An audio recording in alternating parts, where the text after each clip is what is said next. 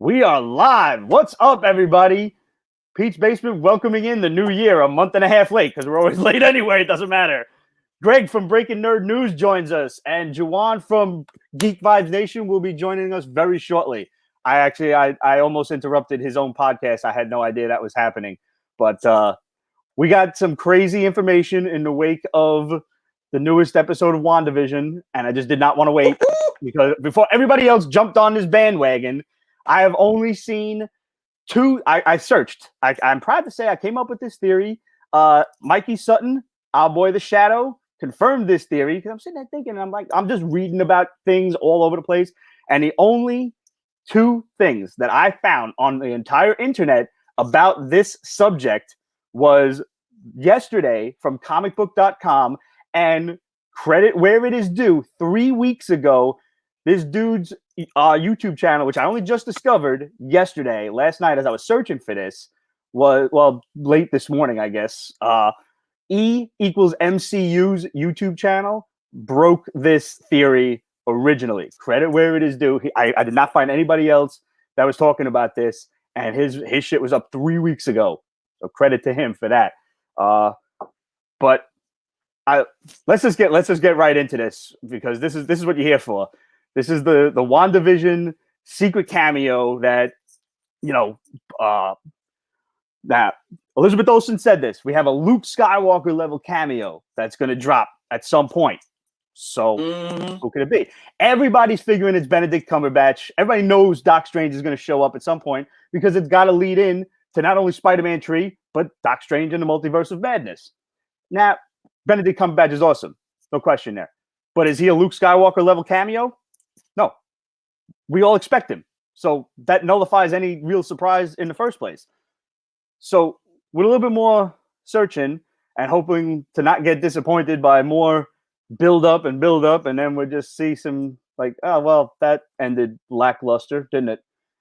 We find out that Paul Bettany, now I didn't know about this interview. Paul Bettany said a few weeks ago, or whenever it was, in an interview that he got to work with an actor that he greatly admires that he never got to work with before. He didn't mention any names, and he couldn't. He said something about, I'll get fired. Okay.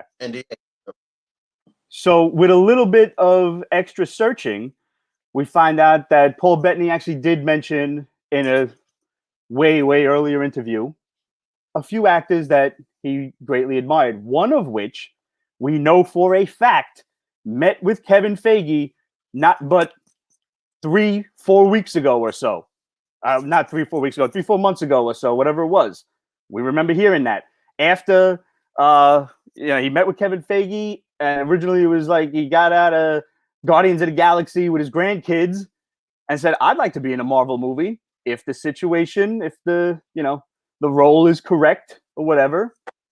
So we have this mysterious actor who met with Kevin Feige, who coincidentally already played the devil himself. Al Pacino is the cameo. I guarantee it. Promise you. He's Mephisto. It's going to happen. Dude. Yeah. That is a star caliber cameo. Dude. We already know Agatha Harkness cannot be doing this by herself. She's not a major enough character. She's a cool character, and I like the actress. She's cool. I liked her in Hung, not for nothing. But, she doesn't have... that character is not important enough. She's cool. We saw what I think is the Darkhold in this recent episode. That was dope. We got all these vines running around. Some people are saying that that's Man-Thing because he's the guardian of the Nexus, which is the commercial that we saw. All of this leads into, the multiverse, and the Nexus opens up the multiverse, I think. I'm not sure. But we'll get that. Yep. Who could have possibly been that level of a star caliber, that star level to warrant her saying, "Oh, Luke Skywalker cameo"? Al Pacino. Just call me Dad. If this is it, this would be far greater than a Luke Skywalker freaking cameo. This is like this is damn near godly. Like, he's Ralph, man. He's Ralph. That Agnes is always talking about her husband Ralph.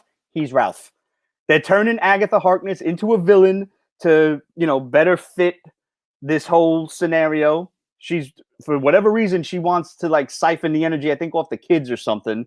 I don't know what's going on, but like, I think what we're going to see is a combination. Now, we already heard that Nightmare was the villain for Doctor Strange 2.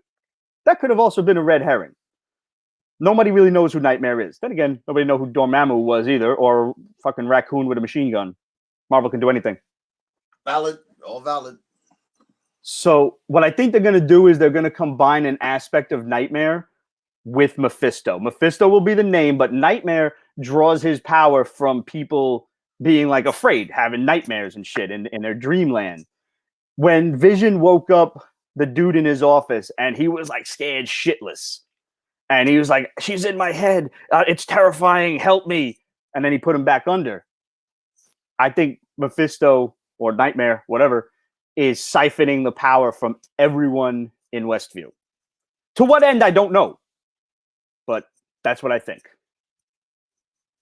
And again, credit goes to E equals MCU for originally dropping that theory 3 weeks ago.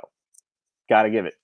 And thank you, Mikey Sutton, our boy the Shadow, for hooking us up. Mikey's got way more information that he's going to give to us very soon. So we're gonna make another video. But as soon as he told me this, I'm like, we gotta get a video going like right now. So Greg, all right, I'm done talking now, Greg. I'm done gushing. How the hell are you? I'm good. First and foremost, props and praise and shout out to freaking Mike Sutton, Geekosity. Check it out. Follow. Thank you. Salud, Jandan. It's number 1 or 2. That theory is amazing. And I'm still bugging off of the fact that if Al Pacino shows up in that final episode, it's a wrap.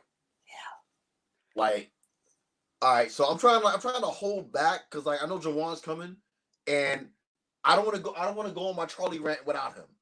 Okay. I got theories, but neither here nor there. So maybe we should tell him one of the first tidbits that happened over the weekend. Over this week. For example, it's probably circulating now, but I found out earlier that Florence Pugh will appear on the Hawkeye series. Now she's refresh everybody's memory. You first, please. No, I'm trying to remember who she is.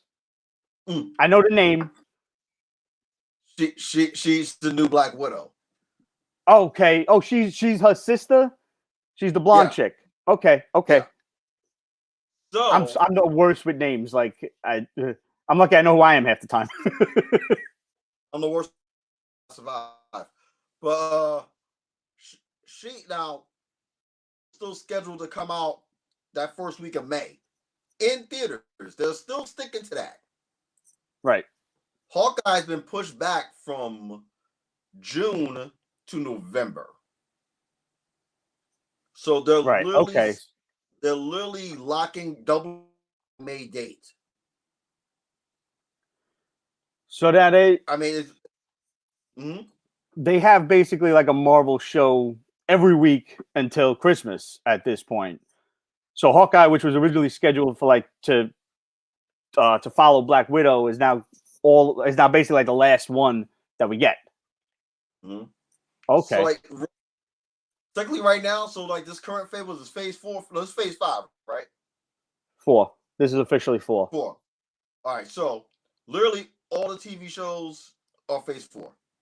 WandaVision, the Falcon and Bucky show, Hawkeye. That's all gonna be phase 4. Black Widow's supposed to close out this phase 3, but we never got it. So right. Going back to like the timeline between Spider-Man Far From Home, which was 3 months after, Infinity War. And now that we got actual confirmation of when WandaVision takes place, it takes place 15 days after. Right. Crazy. Now that you say it out loud. So We don't know when freaking Falcon and Bucky's going through, but I'm assuming they're probably going to stay in that 2-3 week range. Okay. So that pushes Far From Home a while after all of these, because Far From Home was several months, I believe. Yeah, 3 months. 3 months after the blip. And remember in episode 5 of WandaVision, was it 4? No, episode 4 of WandaVision, when Monica went to Sword. Mm-hmm. In the background, you see the freaking the WHIH news. They're talking about the blip, and they're actually showing the date of what happened. So that's to put that all in context as well, time wise. Like, okay. So they're staying in that 3 week. They're staying in that 3 week window as far as WandaVision, and maybe with the same thing with Falcon and Bucky. Mm-hmm. I'm so intrigued on how they're going to pull this off with Black Widow nowhere in sight. Like, how they're going to weave this together. I know they have a plan, but how they're going to pull this off. Because there's a lot of wheels going right. And, Absolute just said it here. I'm losing interest in Black Widow because it's taking so long. I got to admit, there wasn't a lot of interest in Black Widow to begin with, mostly because Scarlett Johansson's dead. I'm sorry. Scarlett Johansson's not dead. Settle down, internet, before you start making Chuck Norris memes. Natasha Romanoff is dead, and who wants to really watch a whole ass flashback movie unless there's some secret at the end, which I still held true that she's going to turn out to be a Skrull, but I don't know. That was a long time ago. That theory was different. I was a different person then. I felt differently. You'll love to see it if it is. You'll love to see it. I would. Listen, I'd love to have Scarlett Johansson back on screen at any given point. If this episode has taught us anything, it's that we definitely need more Kat Dennings on screen in the MCU. Hashtag Darcy Thick. The hood finally found out, y'all. The hood found out about Kat Dennings. The secret's over, y'all. The secret's over. We've been new. We knew about her since freaking since Nick and Nora's Infinite playlist. We knew she was about that life. 2 broke girls. Yeah. We see 2 broke girls. I'm actually a little disappointed that she was not a waitress in this particular episode. I was kind of hoping that they would go that route too, but it would have been too obvious. Number 1, number 2. Don't know if they could have got away with it because, Paramount. Right. Disney, so, But Dijon Benny says she's thick as fuck. That's right. Hashtag Darcy Thick. Yeah. Damn. Yeah. You literally love to see it. I'm glad everyone got on board. Like, yeah. I've been part of. I admit I didn't really discover her until 2 Broke Girls, and that was really the only reasons I watched the show. Yeah, that's accurate. That's very accurate. That's a lot. And yes, I said reasons, plural. Yeah, that show lasted 2 years too long because of her, and not for nothing. Yeah, Bet Bears. The Bet Bears has some legs on her. God bless you. She really does. She's a cute girl. Yeah. So I lost my train of thought. Yeah, no, it'll do that to you, man. It really will. Chef's kiss. Chef's kiss right there. Man, it has been too long since we've done this. Yeah, no, it's been a minute. And I'm glad. Oh wait, you got messages. I don't know why I can't see the messages on the thing. Let me check these out real quick. Oh yeah, that is good. Absolute says she does a great job on the Sandman audiobooks. Yeah, I had no idea there was Sandman audiobooks. Oh yeah, that's something I would check out. Yeah. So what do they read the comics and you can read along with it? More or less. That's dope. A little bit deeper than that. But no. Cool. It's on freaking Audible and I believe Apple Podcasts. Mm. Yeah, but I barely know how to use any of that, at all. I'm the worst. Look, I got this shit to work on my iPad because I tried it on my computer. It just said "fuck you." So oh man, it's so good to curse again on the air. Oh, ain't it though? Ain't it? Good time. It's fucking great. Yeah, I hope some of the other boys can join us too, Because hopefully they can get in here later. I personally have been. The basement is in an uproar. Like, if you thought it was crowded or messy down here before, it's even messier while I'm trying to clean it. I've been eBaying the shit out of like everything down here. It's ridiculous. I'm a pan my camera to my right, Okay. so you can see the like chaos because I'm in my music room where I do the radio show. Oh boy! And like now, I'm just gonna tilt it down so you can see this. There you go. Just look at that. Just look at all that. Ooh, you're dropping us. There you go. Yep, there you go. Kill people. We're frozen. There we go. How's that? There you go. Sorry, all I see is a big old glowing ball. Oh my! There we go. Yeah, oh wow! Yeah, we've been doing a lot over here. So, but the show's going good, right? So I told them this thing. Huh? The show's going good. Yeah, that's going good. Yeah, we'll be 1 year next week. No way. Yeah, 1 year. Who the fuck thought? Happy anniversary, man. Thanks, man. Thanks. Appreciate it. Shit. Like it's been a very amazing experience, especially during the Panasonic. Mm-hmm. And I've learned so much about myself doing this show and committed to it every week. And it really helped me grow. So I'm very happy, very grateful, and very thankful for the Face Radio and like the listeners. I'm just really happy for it. So thank you all. Thank you. And where does everybody find that? Remind everybody. Oh yes, thefaceradio.com, the Jump Off Express with the Buena Vista Vinyl Club, Fridays from 4 to 6. We do all vinyl. And sometimes there's a plan and sometimes there's no plan. And those usually are the greatest shows. Because when I have no plan, it just goes off the rails. Like us at Peace Basement. We never have a plan. It just not really that way. We have whiskey and we go from there. Pretty much, yeah. We did actually a long time ago when this show first started, we tried like a general script. That went out the window mad quick. And then we tried like kind of cue cards. That lasted less than an episode. Then we would just pile the comics in front of us and go from there. So at least it worked itself out. Is that when I joined? But that was when like Ramon started doing like the actual checklist.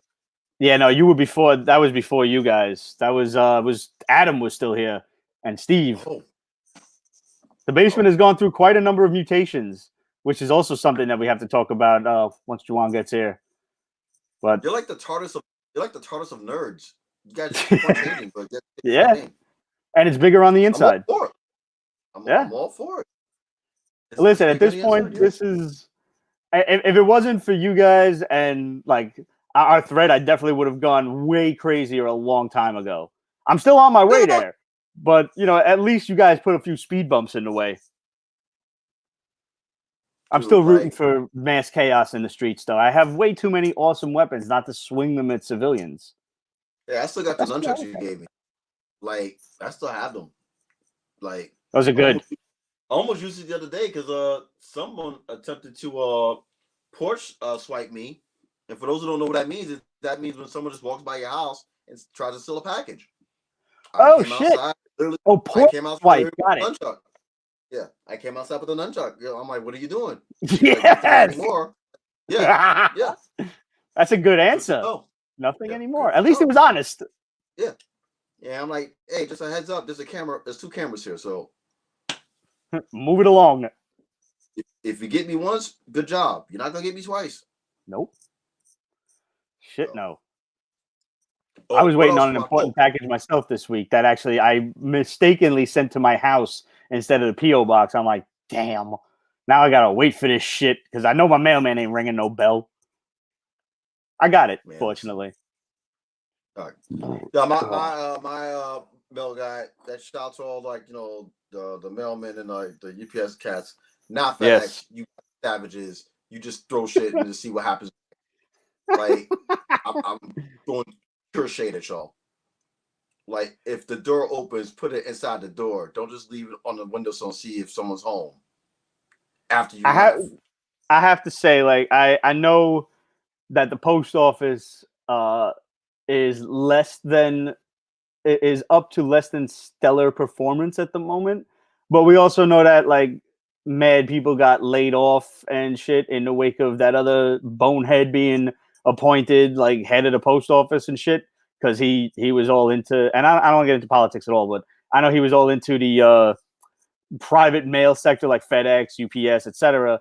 And this is something that affects collectors the world over, because you order you order $100 comic or $1,000 comic, either way you're out the money, and you're waiting on that shit to get there in the mail. And if it don't get there in the allotted amount of time, you get nervous.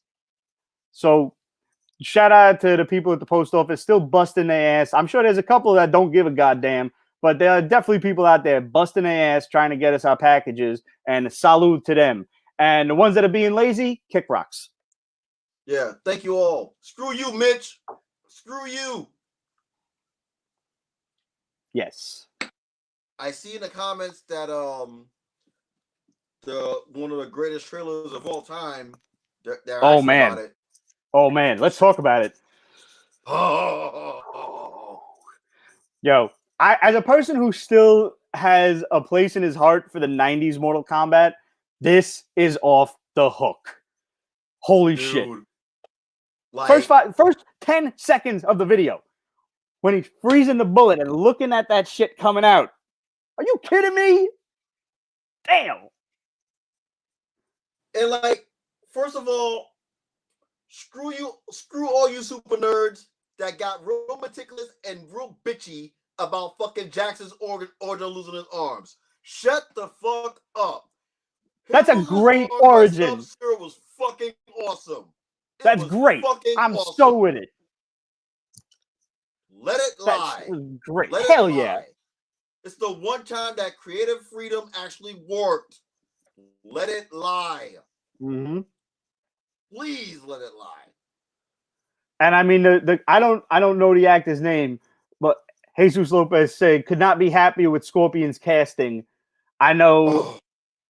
I don't know the guy's name. I know I could look him up right now, but I'm not gonna. Nah, that's the old dude that was the old dude that was in Infinity War that fucking rope that Hawkeye killed. Yes, that's right. Yes. Yeah, Ronan. Excuse me, Ronan. Yeah, like Ronan. Killed. Yeah.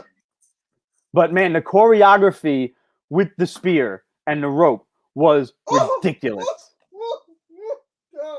I have seen a few people fight with like the rope trick, not the least of which was the little schoolgirl in Kill Bill.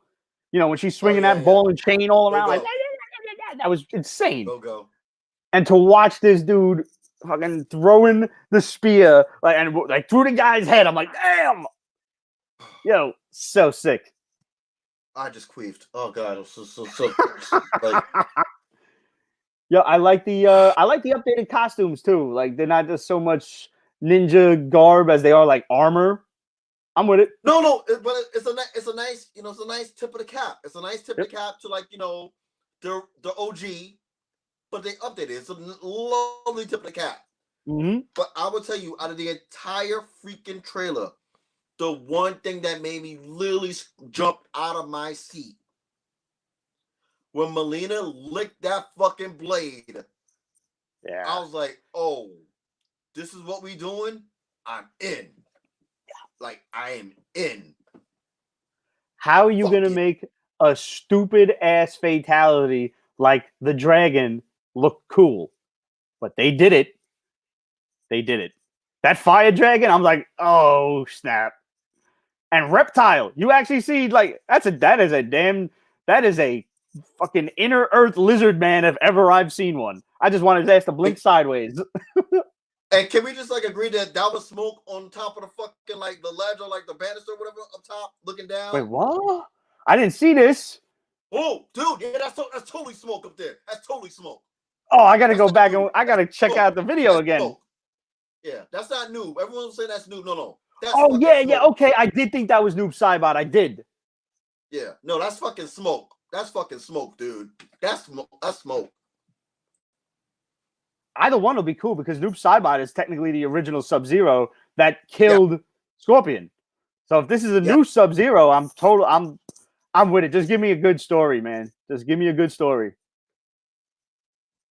And like from like what, so like as soon as the trailer hit, I went all into the fucking rabbit hole of the dark rub, just all it takes. And I give props to fucking what's the name at Nerdist, because he put it right out there right away. He's like, listen, fucking the dude that's playing I guess not the new Scorpion, but like I forgot his Cole something.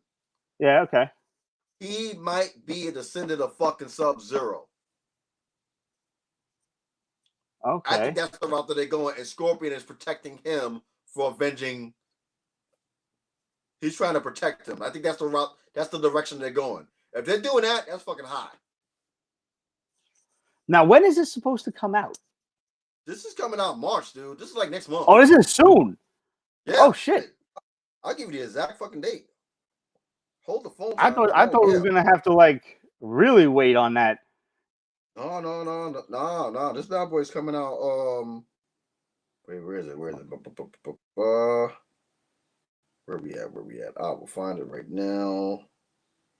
Now everybody's also worried, like, where the hell is Johnny Cage? And there's some new guy whose name is like he's being introduced in this movie, and why isn't he Johnny Cage? April 16th. Okay.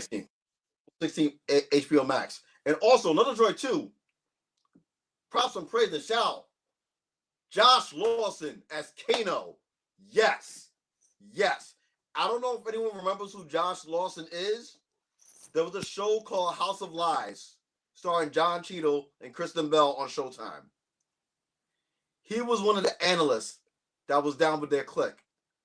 Cat from Australia. Real funny dude. My man got jacked up to play fucking Kano, and he looks fucking great. Good job. Jesus Lopez said the IMDb has him as Bihan, the OG Sub-Zero / Noob Saibot. So I guess we'll see. Yep, we'll see. But yeah, good job by Josh. Good job by fucking Josh Lawson. Like, good job. I'll tell you this much though, and like I don't care if I have to get a hazmat suit and I have to drive upstate or Long Island. I'm not going to Jersey on principle, but I will find a theater and my ass is going to see Godzilla. If I have to die on that hill, proverbially and literally speaking, whatever, I'm going to see that in the movies. I have to. Well, didn't the fucking aren't the cats out in fucking Long Island? I think Westbury. Yeah, they got theaters. What they talking about bringing back the fucking the drive-in joint? I'm down for a drive-in. I'm good. Yeah, I think they were talking about bringing the drive-in back. Yeah, there's a drive-in over down on Kent Avenue. But you gotta punch people in the face to get tickets to that shit because it's ridiculous. Well, these are unprecedented times. I get it. Yeah. I get it. And I mean, you know, this is New York City, and you talk about you're gonna have a drive-in theater. You know, there's gonna be cats there with speakers bigger than the screen in their car that are just basing the movie. I love it. You're gonna hear Godzilla goes, your whole shit's vibrating. And there's a little Civic like 3 doors down, rims this big, turned in. You know how New York motherfuckers do. It's gonna be a fucking a Toyota Tercel, fucking just with like fucking like with 18-inch rims and a subwoofer. They got some new shit. The 18-inch rims are the speakers.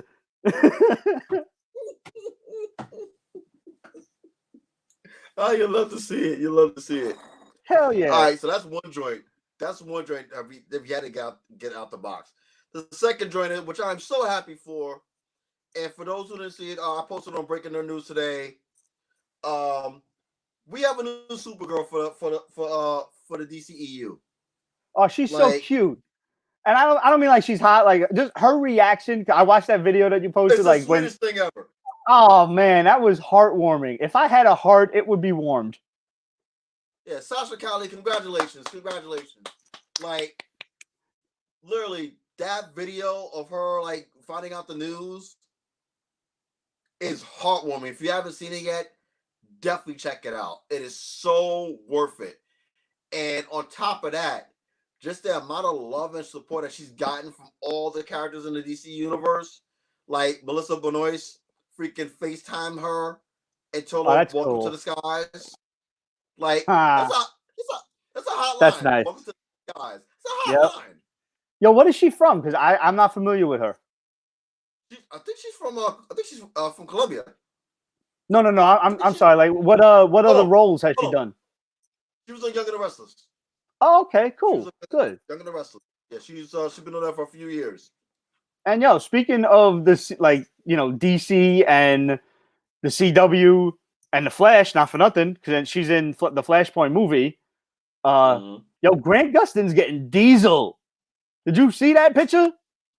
Yes, I did. And the picture he put up today, I'm so happy for him and so proud of him because as I spoke about on the show many times, I deal with anxiety a lot, and he talked about the anxiety that he's gone through in the past year and how he used that to make himself better just for himself because of just like the daily pressures and like, you know, not just of like the show itself, but like, you know, him being a new husband, like all these things pop up now him being becoming a new dad, a dad soon. I did see that post, yes. All of these things have been like, you know, he's been getting anxiety because like he doesn't know how to take things at a normal pace because of the world is going on around him. And he actually addressed that today in a post. And I was so happy and proud of him. And just like, it's a lot. I mean, like, we forget. I mean, like, we're all fans to the core, but we always forget that these people that play are like, you know, are heroes, superhero idols and so forth. Heroes, they're people too. Yeah. Like, they're not Barry Allen at home. He's Grant. Right. Yeah. Like, he's not rushing to save a life. He's taking care of 3 lives now. They got dogs too, so there you go. So like he's human. So the fact that he not only that he touched on it and shared that, which he didn't have to, but the fact that he shared it with us and it's like, hey, you can do it too. So I thought that was so awesome. So great job by him. Seriously, I had no idea that he was like dealing with that level of anxiety and things. So that's, you know, good for him for finding a way to channel that and direct that in a positive way because it's very easy to take the other road, you know, and you know, all of us have taken that road at some point. So good for him. Good. And the best of luck to him as a new dad too.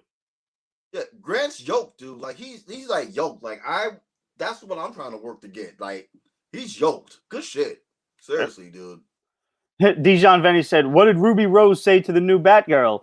Welcome to the streets. Welcome to the city. Welcome to the cave. Welcome to the cowl. Anything? I don't think so." Honestly, she literally you and I spoke of this earlier. Not earlier today, but earlier like this week. I'm enjoying the new Batgirl show. I genuinely am. My problem is not with the actress or anything like that.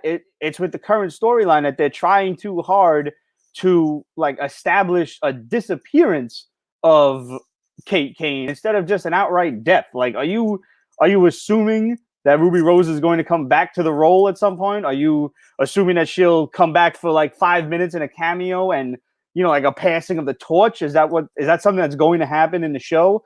Because right now, this whole Kate is alive and being like held mysterious prisoner on a fucking island somewhere, like that's not Oliver Queen's island, whatever the hell the name of that was. I can't remember. I know. I can't remember the fucking name. Oh, you son of a bitch. Yeah, it's like right on the tip of my tongue, and all I'm getting is Shang-Chi, Quan-Chi. I know I'm wrong. Myanmar? Nope, that's a real one. God damn it. Not the proper. Feng Shui? No. Hurts the brain, doesn't it? Santa Prisca? No, Jesus, it's not Santa Prisca either. No. Not Shiloh. Fuck is it? Oh, god damn it. Oh, what is it? What is it? Shia LaBeouf Island? That sounds about right. No. We don't. Did someone say Fresca? No, not Fresca. No. Oh, what the fuck is it? Yo, the memory hurts, man. It's gonna. I'm gonna remember. I'm gonna remember it. I'm gonna remember. But dude, like, Leanne Yu. Thank you, Absolute. There you go. Thank you, Leanne Yu. Thank you. Absolute wins the no prize. Thank you. Yo, Also Red, what up? You're. Fucking oh shit. All right. Oh, man, did you just caught it? Just caught catch. It. Just caught Farts it. McGillicuddy wants to know who farted. I did not yet, but I'll let you know. Shoot him, McGavin. It was not me. It was not me. I'll let you know though. Sometimes it's me. I claim mine. You know, I believe. Absolutely. Hey, if they're good, you definitely want to. Plus, I'm home, so who the fuck cares? Like, seriously, yeah, please. My living room smells like a goddamn Foot Locker right now. Not the store. Like, it is the truth, kids, that you need to know. Women fart, dudes lie, and repeat 1 and 2. That's it. Those are the facts. Fair enough. Those are the facts. Juwan said he's on his way. That line. Oh man, but yeah, no, new Batgirl is good. When? What's that? Batwoman. I said Batgirl. Yeah, Batwoman is very good. Still, to this day, I will die on this hill. The actress who plays Alice steals the show for me every time. She's a good psycho. Yeah, Rachel Scarson. Yeah, she pure Karen energy. Pure Karen energy. Love it. 100%. Like, yeah, like you love it. This storyline, I'm with you with this, but as we spoke on earlier this week, I'm pretty sure that they're going to kind of like push it aside 3 more episodes from now. Because number one, Batwoman got renewed for season 3 already, which is awesome sauce. Number 2, I believe the reason why they did not kill Kate Kane is because they're going to rebrand her in the comics. Because what's going on in DC right now? Future state. Right. Which I got to be honest, I'm not even reading. I don't care. I'm in the only books that I'm intrigued with Future State. The Dark Detective is actually really fucking good. Okay. The next Batman is cool. The last one was like, aight. But like, Dark Detective is good. And believe it or not, I'm kind of fucking with the Wonder Woman. Like, okay. I'm kind of fucking with it. Like, the first issue got me like, I was like, aight. The second one got me in. Like, I'm in now. All right. And I'm trying to figure out any other Android. The Suicide Squad one, the first one was cool. Listen, when the first storyline concludes, let's do one of these shows and we can review it. And you can pretty much tell me all about it because I'm not going to read it. Shit, me or Ramon, so like, yeah. Yeah. Getting Ramon on here is like pulling teeth. I love you, buddy. And we miss you. Everyone misses you. Pull it back. Yeah, we miss you, Ramon. Yeah, but did you guys see the Adam? What's that? You go first. I'll say, other than that, Future State, it has promise, but we all know it's just a launch pad for like they're gonna freaking reboot everything again as they always do. Like I don't understand why. Sometimes change is good when it's not forced. You didn't have to do a reboot to bring all these new characters in on these new realities. Right? I agree. Sorry, hot take. You did not have to reboot the universe to find again black superheroes. To find black superheroes. It took DC 70 years to get 5 new characters that are playing 5 different iconic roles, but they could have literally had their own role with great writers. You could have did that already. Thank you. Thank you. I don't know how hard it is to write an awesome new character into mainstream continuity, but it has been done. It's been done. I mean, I'll be the first one to say, good. No, say what you want to say about fucking Brian Michael Bendis. He gave us Naomi. He gave us Miles, which is exactly what I was going to say. I thought Miles was going to be the biggest gimmick character ever. ever. And I am sitting here saying I was wrong. I said it years ago, and I'll say it again. I was wrong. I like Miles. And now, a shout out to my boy Torrin Clark, who's doing the covers for Miles going forward. One of the most talented sons of bitches I ever went to high school with. This dude was killing it back then, and he's still killing it now. Go and follow Muad'Dib on Instagram. That's Mauudib, I believe. Let me make sure I spelled his shit right, because otherwise I'll be sending you to the wrong friggin' name. Muaadib. Did I say that right? Well, there you go. Muaadib. Drop him a line, tell him Peach Basement sent you. Mm-hmm. All right. So I usually don't do this, but so there's a person that followed. I don't even know if he followed Breaking Nerd News or he's a troll. Guy by the name of Bad Fame. That's Bad Fame. And everyone is watching this live. I want you to follow Bad Fame. And I want you to troll the living shit out of him. And I will explain why I want you to troll the shit out of him. When the announcement came out about Sasha Calle being casted as Supergirl, this person said, wow, she looks like a dude. What a bad casting. And I'm like, you ignorant fuck. You're the problem. What? She's cute. What dudes is he looking at, though? I realize that's not a PC answer to that question. I understand that. And, you know, I'm trying. Humor is my defense mechanism, but nevertheless. I got what you meant. I'll stand in front of the bullet for you. Thanks, pal. But I got what you meant. So, yeah, he's definitely a troll. I mean, I got a friend I could, call for just such an emergency. Oh, no, we can't say that we're on live air. Okay.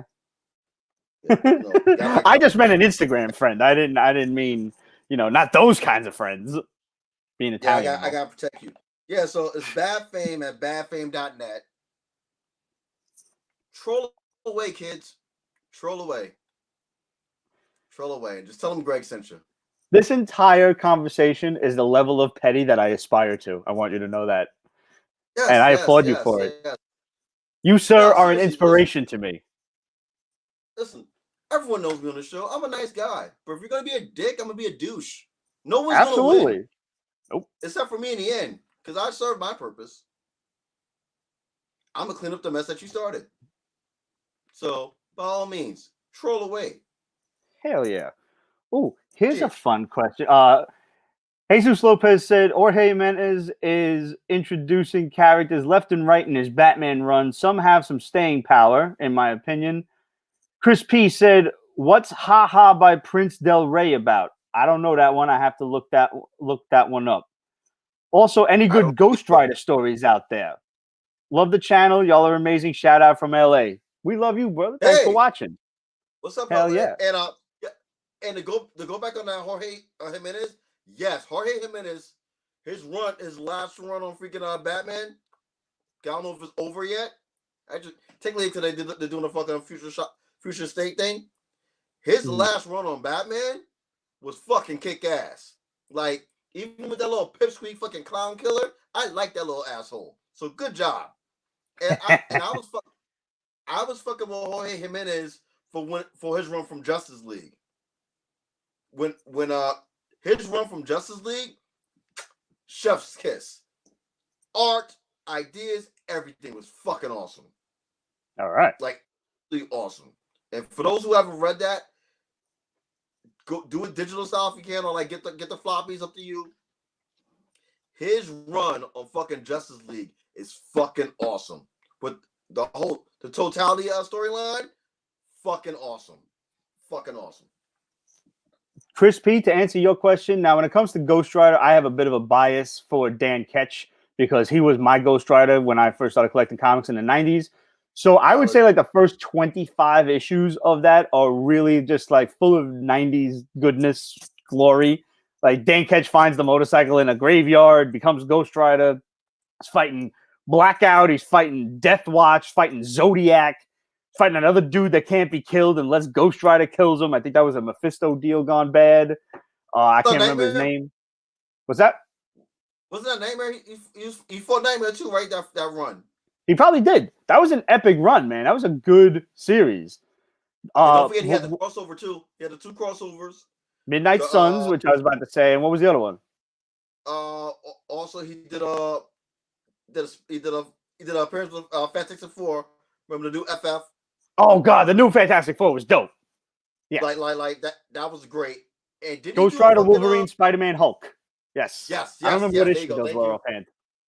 Thank you. Also, Ghost Rider Trail of Tears. That's a Johnny Blaze story, and that's written by none other than Garth Ennis, who is an absolute psychopath. So that's a book you're going to want to check out. That's definitely like a more rated R Ghost Rider story. It's not quite Max line, but it's close. You know, it's as close as Garth Ennis can be without actually getting the Max label. And there was another one when Blaze came back. When Blaze came back, it was like a first few issues where the devil was like sending people after him, and then he was killing them, and Johnny Blaze had to like stop him. But like, there's one line that always rings in my head so wildly. Like the devil possesses this guy or convinces him, whatever, to just like light a match in a gas station and blow himself up to try to kill Ghost Rider. And like Ghost Rider's yelling at the devil, and the devil's like, "Remember, suicides go to hell, Johnny. And like, you didn't save that guy. He technically killed himself, so he's mine. He's not going to heaven. He's mine." It's like, I don't remember who wrote it.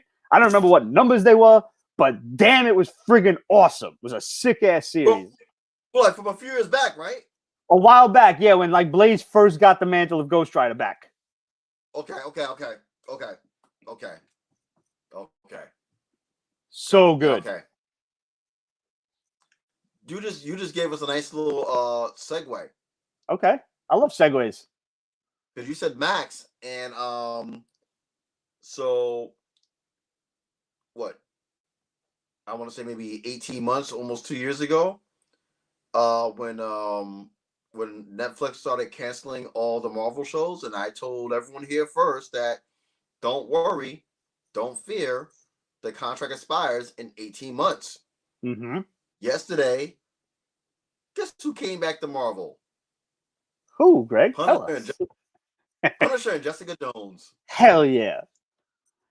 Which so now means plans can officially start being made. And we have one more month, I think, for Luke Cage. Luke Cage. Actually, more importantly, Misty Knight. Because it's like technically Luke Cage is available now because he appeared on Jessica Jones first.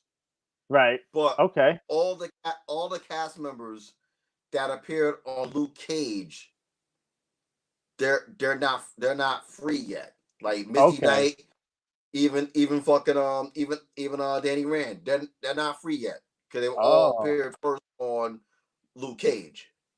Y'all can't see it, but if this was a Looney Tunes cartoon, as soon as I heard Misty Knight, there was like little hearts just pulsating in my eyes right there. Because Simone Missick is just ridiculously beautiful. Love her. And I know Greg can't say nothing, but I'm going to just say it for both of us. Beautiful. She's beautiful inside and out. Like I said, that beautifully inside and out. Fair. Shout out to you, Dorian. Shout out to you, sir. I would never want to meet her because I would embarrass myself completely by not being able to say a single solitary sentence in her presence. That's valid. Like, that's valid. I would not. I was I like bread. That's what I'm come up with. I like pizza. So with that information now and that creative freedom back into the House of Ideas, 3 things go into effect as of yesterday at midnight. Okay. Contract negotiation can begin again.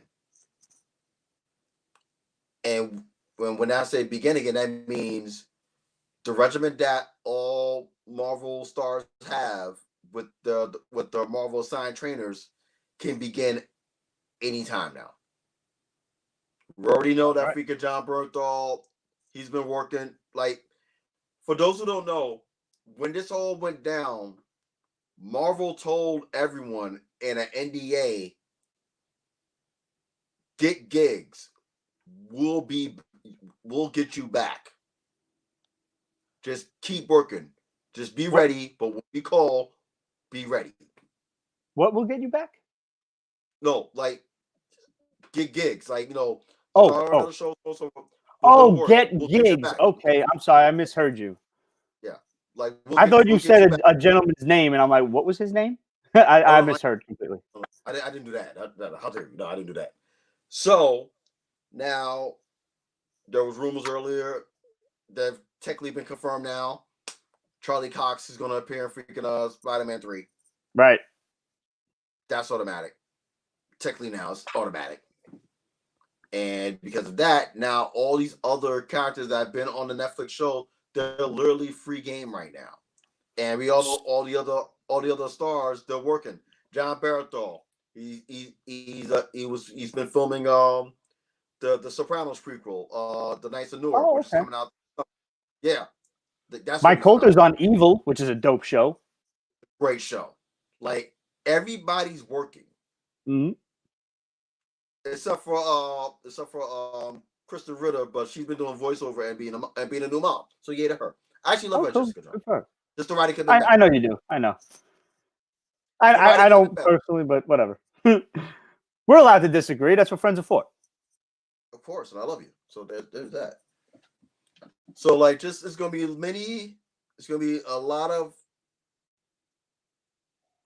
tidbits and like rumors going around soon.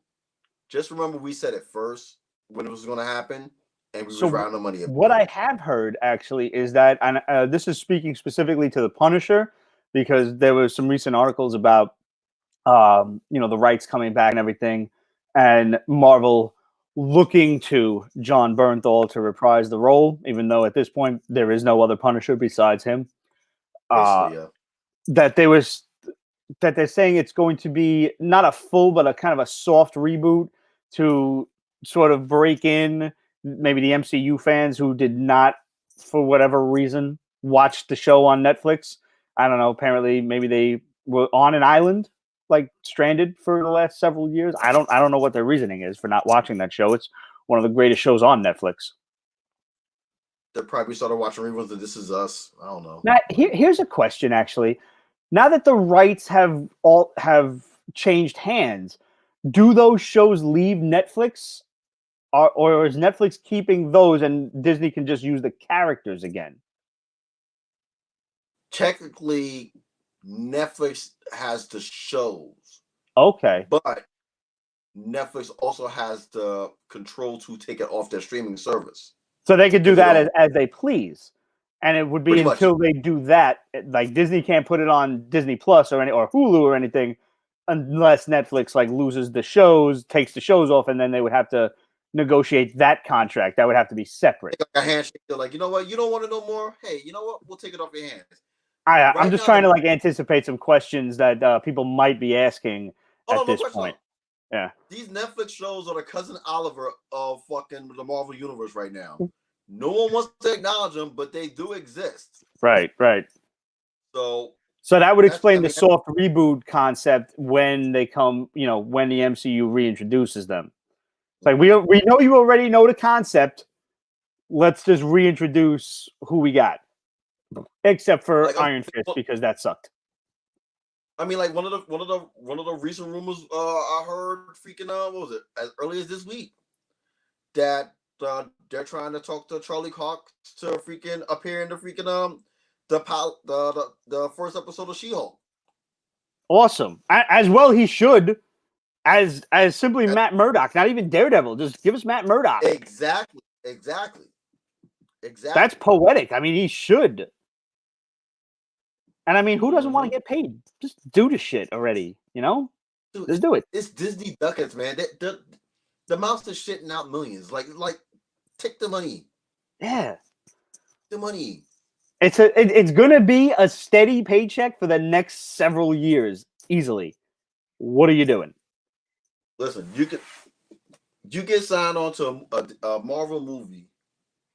If done the right way, if marketed the right way, and your agent actually does his job, that's a guaranteed 10-year paycheck, minimum.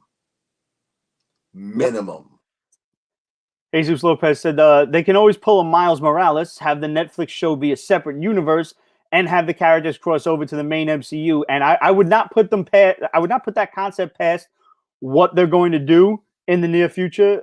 I'm expecting all of that and more answers once we get Spider-Man 3 and Doctor Strange in the Multiverse of Madness.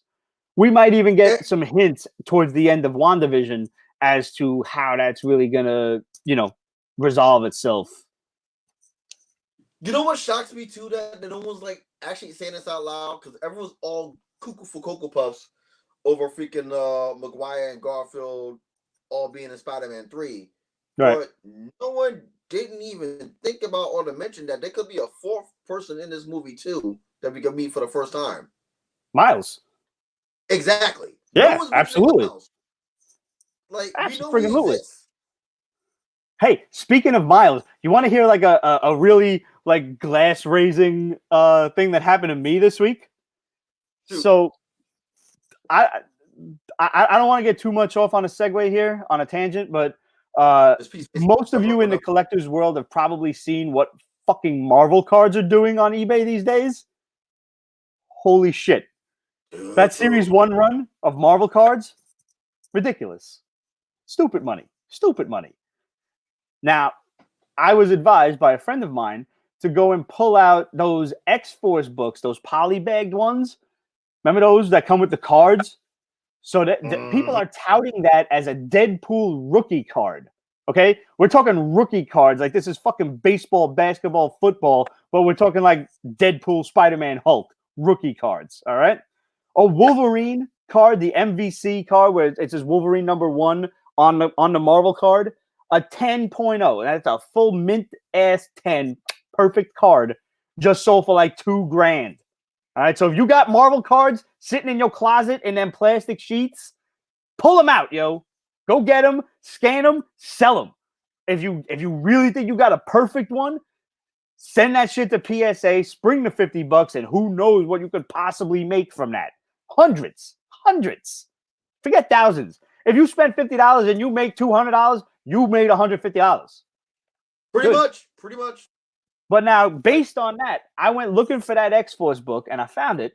And I decided, let me just organize all my comics that had been sitting like on top of the boxes and shit for months and months and months, and just not doing nothing. So I started organizing everything, cleaning out. What do I want to keep? What do I want to sell on eBay, et cetera, et cetera. And this is a short story long. I managed to find myself an extra copy of Ultimate Fallout 4. Yay me. That's 2. I had one that I knew I was keeping, and I'm like, all of a sudden I get to the back of the box, and I'm like, wait a minute. Did I buy an extra set? I bought an extra set of these. Sweet. You double dipped and didn't even know it. Well done. I should have bought these when they were $1 books, bro. $1 books. $1. And now they selling for $800 minimum.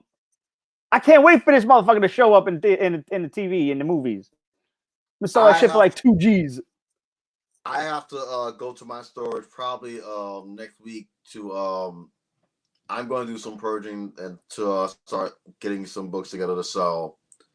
I mean, obviously we know I'm soon. Like, huh? Do it like if you got any WandaVision books. There was that series, that mini series that come out a while back. WandaVision, get it, sell it immediately, dude. Because the hype is now. That's one of the things I'm thinking about. Number 1, number 2. Remember, I had the entire Avengers West Coast run. The John Byrne, the whole run. I had that whole run in mint condition, and I thought about it. I'm like, do I want to do it? Like, do I want to do it?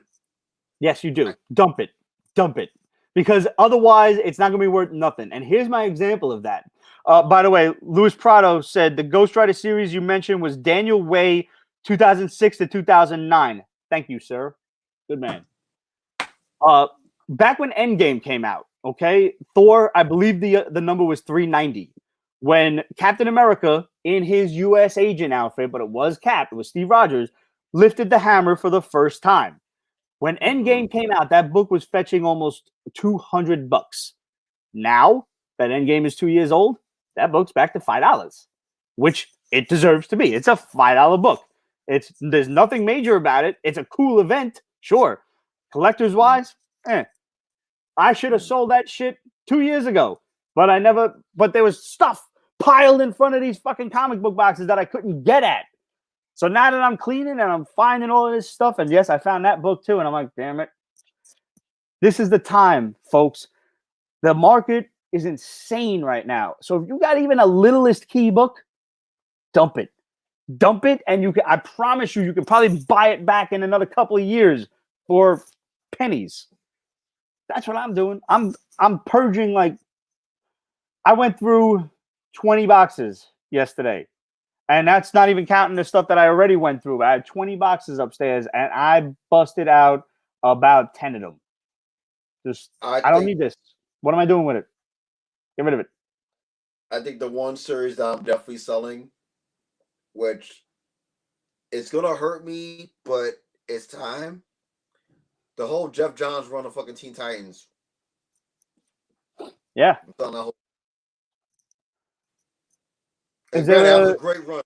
Is there a cartoon series or anything coming out soon? Like anything that you might want to wait on that for? Well, I'm waiting for the new season of Titans. Yeah, do that and then dump it. Because like John Q Internet is stupid. He's a dumb person. And he will just buy whatever is popular. And just take advantage of him because he's a fool. Works for me. Yeah. I think I was gonna wait for the new season to pop up because number one, they're gonna like literally focus. They're gonna focus on freaking Superboy, of course, more, and they're also gonna focus on freaking Red Hood. That sounds like a perfect time to dump that. The Superman with the die cut S of Superboy when he's got it on the jacket. Get rid of that too. Oh, listen, I'm getting rid of that, and I have 3 copies of freaking Red Hood's first appearance. I'm selling 2. So as soon as he freaking shows up on that freaking screen, those 2 bad boys are gone. Are you guys selling Jonathan Hickman's New Avengers run? I think that might be too new for me to have physically. Like we switched over to Comixology and digital books for not only ease of trading back and forth, but also for my sake for editing. It was so much less scanning to have them already as digital files. I think the Hickman run is too late in the game for me to have physically. I think the last New Avengers shit I had was David Finch. So that tells you how that's a while ago. So you had after Avengers disassembled. But not see, and here's another example of why John Q Internet is stupid. Everybody's buying up House of M. House of M, which I think I sold probably years ago for like $10-$20, is now about $150 set. You know, people are just looking to scoop it up because WandaVision is pulling from a lot of House of M stuff, and they're expecting House of M to come in the future. They're not going to do House of M. House of M is entirely too complicated. First of all, you have to have mutants introduced already. So if you get House of M, it's going to be 10 years down the line. You're not getting it anytime soon. I don't know about 10. I hear you. But it's not happening right now. You know, it's not going to be on the forefront. You need to establish mutants in the MCU before you can establish House of M. Unless you establish the exact opposite of House of M. And that's another theory that we'll get to in a few minutes with everybody within the bubble of Westview. And, if everybody's DNA is changing, you know where that could go. So let's say it's the exact opposite of House of M for the moment before we touch on it in a few minutes. Nevertheless, what WandaVision is drawing a lot from is Avengers Disassembled, not House of M. But Disassembled is only selling for about $20 or so. John Q Internet is a fucking moron, and he's not a comic book fan. Me, and the rest of these folks out here in Pete's Basement Land, they are. They know. But no, Disassembled is not commanding the price that it should be right now. Is what it is. But it is 11:05. Let's go into theories at this point. What have you got? Let me get the things. Hold on. I made notes I made notes for the last 7 weeks, and I dumped it down to 3 sheets. So, first and foremost, one of my prized possessions. Yes, this is her first appearance. Yes. That is Amazing This was Spider-Man Annual 16, if I believe, right? Did I read that number? You are correct. Yes, you did. You're absolutely correct. That is a pretty one, man. Let me see them corners, yo. Oh, yeah. Oh, perfect timing. Juwan, what's up, buddy? Perfect timing. What's going on, guys? Can you hear me? Yes. All right, perfect. Juwan, Greg, Juwan. What's going on, Greg? Greg is about to take us through his theories on WandaVision right now, and he's got conspiracy notes. I am ready. Give it to me, Greg. Before we go to that, let me just show these two too. So, as many of you know, I'm a huge Monica Rambeau for life. Yep. I just showed her first appearance. This is the prequel to when she became the leader of the Avengers. The only Black woman. You're kind of fading on it. There you go. That's a great pose. Let me see if I can capture that. Oh, son of a bitch. No reprints. Original. Good man. Now, sell them now. Buy them again later. How dare you? You have to. All right, so it's the name of the game. Buy, sell, buy, sell.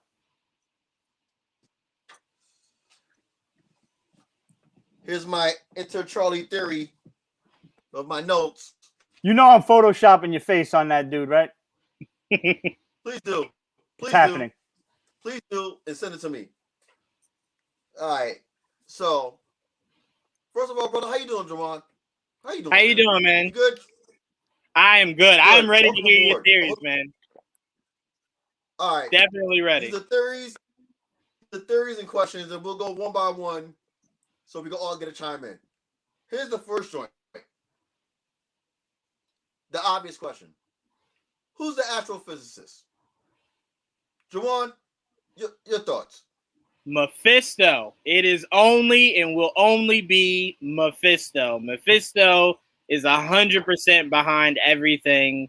It was made really clear to me that we're getting Mephisto when Wanda walks in, and you notice, like, she notices the sandwiches that are eaten, but the kids are gone. I'm like, oh, she definitely gave them up as soul shards to Mephisto for sure. For sure, 100%. Ooh. Well, the astrophysicist, everybody. Sorry. I'm sorry. You kind of broke up a little bit on my end. You said physicist. I'm sorry. I apologize. Sorry. Let me backtrack. I apologize. No worries. I think the physicist is. That was my next question, though. So I'm so sorry. I skipped ahead. I'm so sorry. I heard that differently. I apologize. No, it's okay. The physicist, okay. I think, is go on. Okay, so I think the physicist is a Skrull, mainly because the Skrull had alluded to Captain Marvel when she was talking to Monica. And, you know, to me, not many Earthlings have many interactions with Captain Marvel because she spends her entire time out in space. So to me, it made me think that was a childhood friend of Monica. Could be the Skrull that Monica met in Captain Marvel. Could be her just, you know, disguised as, you know, whoever that officer was. Okay, that's cool. That was immediately where my head went, you know, was that this physicist was, you know, probably a Skrull that Monica was friends with. I don't know if you can see this question right here. Yes. Yes. Good those call. who can't read it. It says this. It's Officer Goodner, the little girl that was hanging out with Monica as a kid, grown up as a Skrull. No way. That's a great theory. And on top of that, are all those officers are all Skrulls that's down with Talos and them, that's helping out Monica because of the loyalty they have for her mom. Oh, wow. Very possible. Yep, very possible. Didn't think of that. That's cool. Yep. I'm right here with you. I'm right here. All right. Right here. So So now when I went on, when she mentioned this, that was the first person I thought about. And I'm like, nah, if they go there, not only is that a great deep cut, that's just like someone's doing their job. So Yeah, that's good. First of all, let's use logic. They built the fucking tank in 48 hours on GP. Had to be Skrulls. They didn't go to fucking Lowe's and build that shit. All right, they had a hookup. Yep. It would make sense that there are Skrulls on both sides, especially since, and I'm forgetting the actress's name that just got cast as what we assume to be the villain in Captain Marvel 2, or she is the villain and what we assume to be the Skrull Queen in Captain Marvel 2, and I forget the woman's name, but she was hot Loki's though. Bae. Shit, yeah. She was. Right, so, that's all I know, and I know I'm a sexist chauvinist asshole, but I mean that's why everybody loves me. That's how it is. I remember she was a pretty girl. I mean, if you want to get even more, to the point, she's Loki's. She's Tom Hiddleston's lover in real life. Really, for real? They're together. Oh, I thought you meant like she was going to show up in the show as like his love interest. I didn't realize that you meant that's his girl. No. They live together. They have Disney stock. Yeah, like they're together. Oh, well, good for him. All right.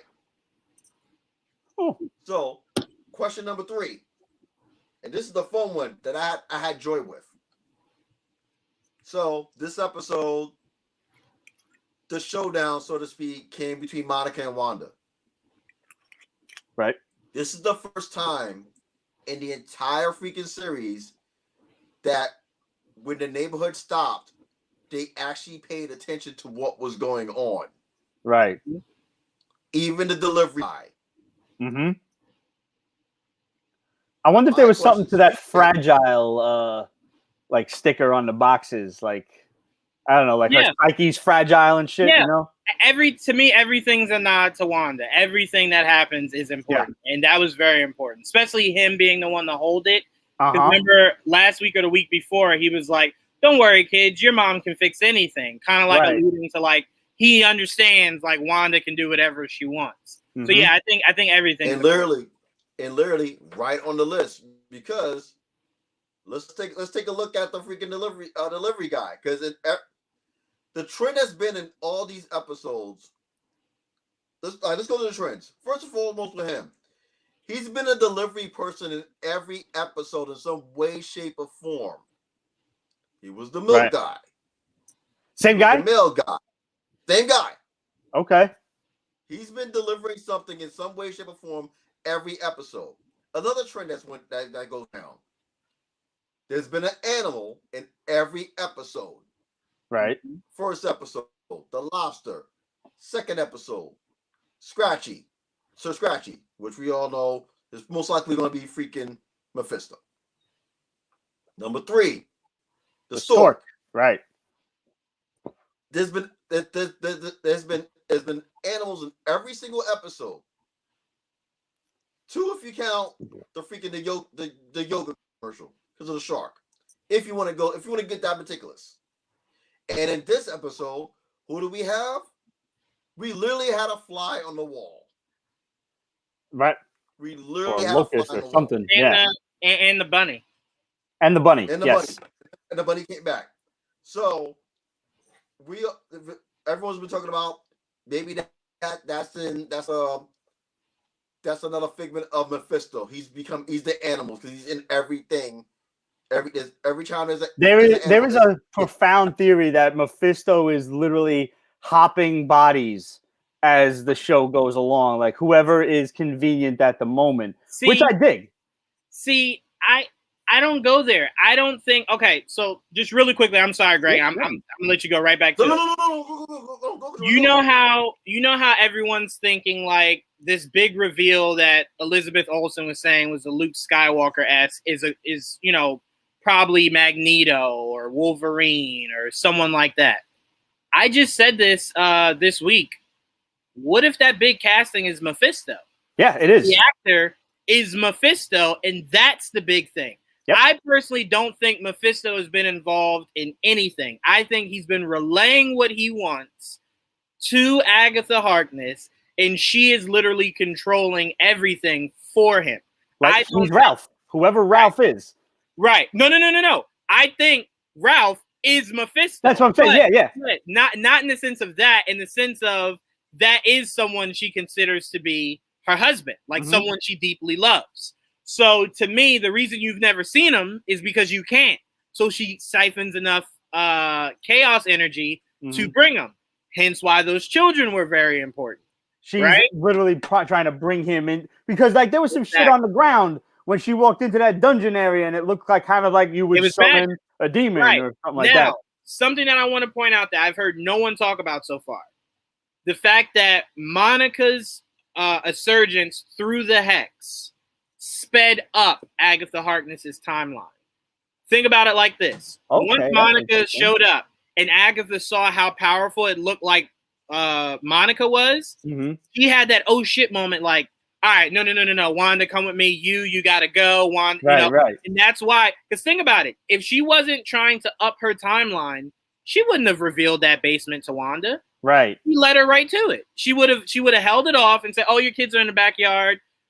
Go see them, blah, blah, blah. Let's go back to your house. Don't worry about it. But she was adamant about, you know what?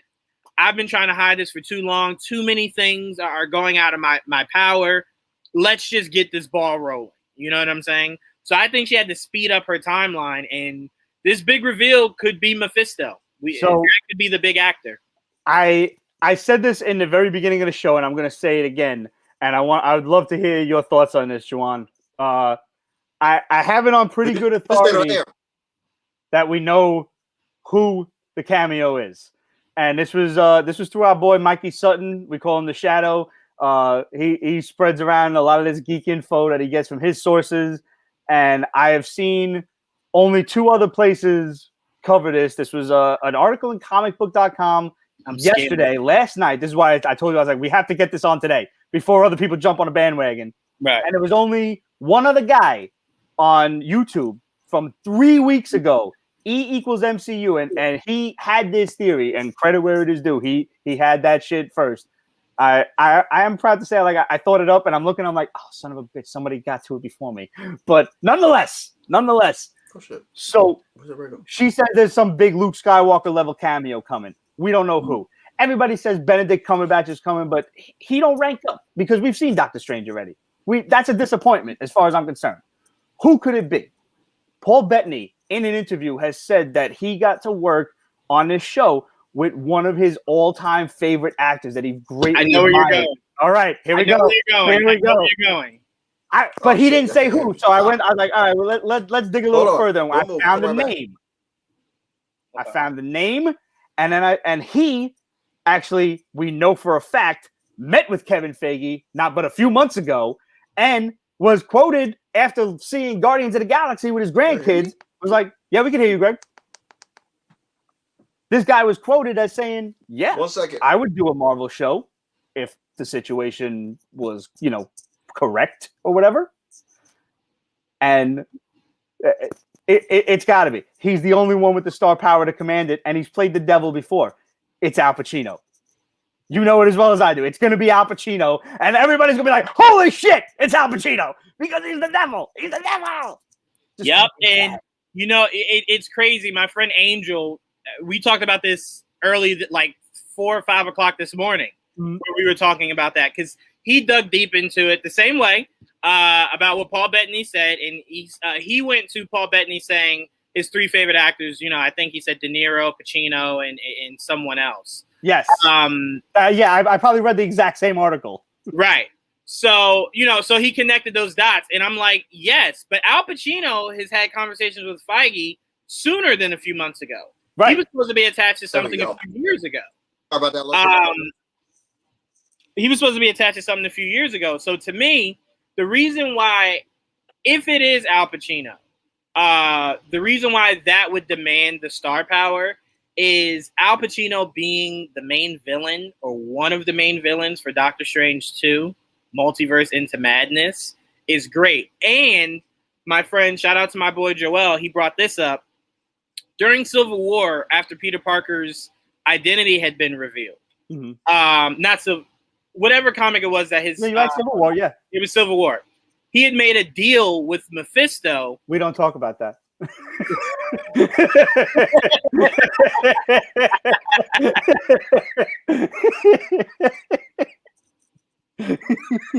I might sell that shit too.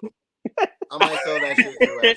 I'm just saying, how dope would it be to see Al Pacino over the course of this, hell yeah, Spider-Man and Doctor Strange? Okay, now let me say this: would that be one of the dopest things I've ever seen in my life? 100%, 1000%. Would it still rival Luke Skywalker? Hell no. I think that's close though. What's up, Greg? I said hopefully they do more justice than the comic book did. If they do a brand new day. I mean, one more day. Yeah.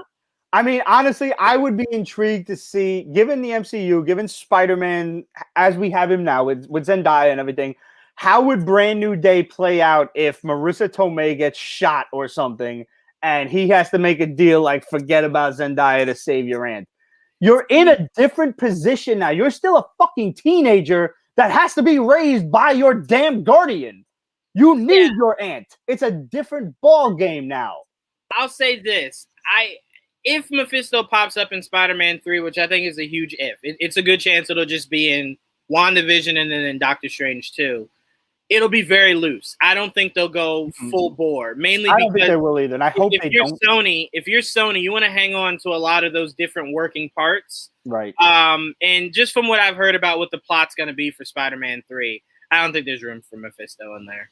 I think that we have known that Nightmare was supposed to be the villain for Doctor Strange. Right. Doctor Strange 2. Right. I suspect that they're going to do some sort of combination of Nightmare and Mephisto, the same way they did like Whiplash and Crimson Dynamo, for Iron Man 2, where Mephisto, instead of Nightmare, is siphoning off the fear and the dreams and shit of all these people in Westview. The only reason why, well, let me say the main reason why I kept telling everyone Nightmare is definitely not going to be the big bad is no one's sleep. Legit, no one's sleep. Wanda's putting them, someone's putting them in a trance, but they're not sleep. Like, no one's sleep here. That's how you see Vision and people walking in and out of the... Or they're, like, hanging up clothes. Right, exactly. So, to me, they're not sleep. So, that eliminates Nightmare, right? I agree. So, to me, But they are scared shit. Because when he woke up that other dude in his office, and he was like... Right, but... I think what we're going to see play out next week, and again, I don't know this, I'm theorizing. I don't want anyone to think I have any spoilers. I think it'll show Agatha Harkness going to each and every one of these people and scaring the shit out of them before she puts them in a trance. So again, remember how I told you, Pete, he specifically did not say Wanda's name. Mm-hmm. He said her. Or she's in my head, yeah. Right. There was a reason for that. So it didn't give us, it didn't give it away too early that Agatha Harkness is the one behind it, not Wanda. So I do think they'll show us next week, Agatha going to him and kind of messing with him. And that's what scares him right before she puts him in that trance. Yeah, I just don't think that Agatha has the star power, not the actress, but the character itself to be the main villain. I agree. But Greg, I want to work off of one of your theories that I know is coming. So please continue to run down that list. Oh, okay. First of all, before we continue on, can we just give like a cheers to like I'll cheers in a heartbeat. Hahn and Tiana Paris are doing phenomenal jobs. They're literally still in the show, and mind you, that's not taken away from freaking Elizabeth Olsen because like. She acted her ass off these last 3 episodes. Absolutely. You know what's funny? True. As a side note, to me, she never looked like her sisters until not the recent one, not 7, 6.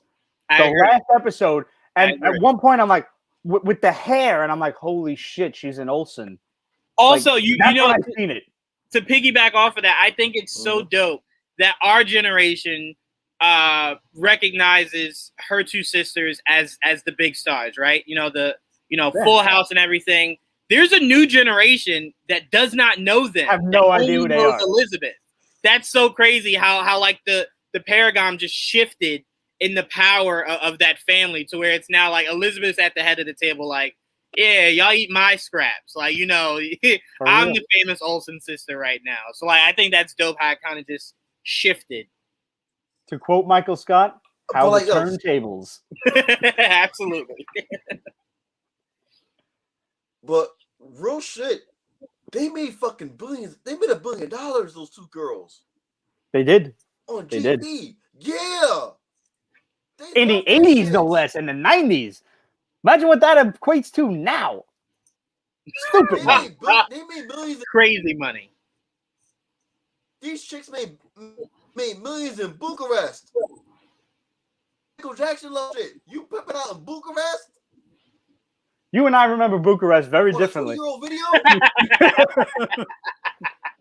I love that line. That's valid. All right. Back to this joint. Let's see. Because we touched on a couple of things, Bob. We were talking about other things. All right. So I think we can all agree that the boys are in the TV now. They're in the TV. Mm-hmm. We're all on board with that, right? Like they're stuck inside, like they're stuck in the TV. Like literally, that was them and that Yo Gabba Gabba freaking dancing around the TV. That's them. Okay. Oh, and like the Teletubbies crazy shit. Yeah, you know. Okay, I see that a little differently, Greg. I think they're gone.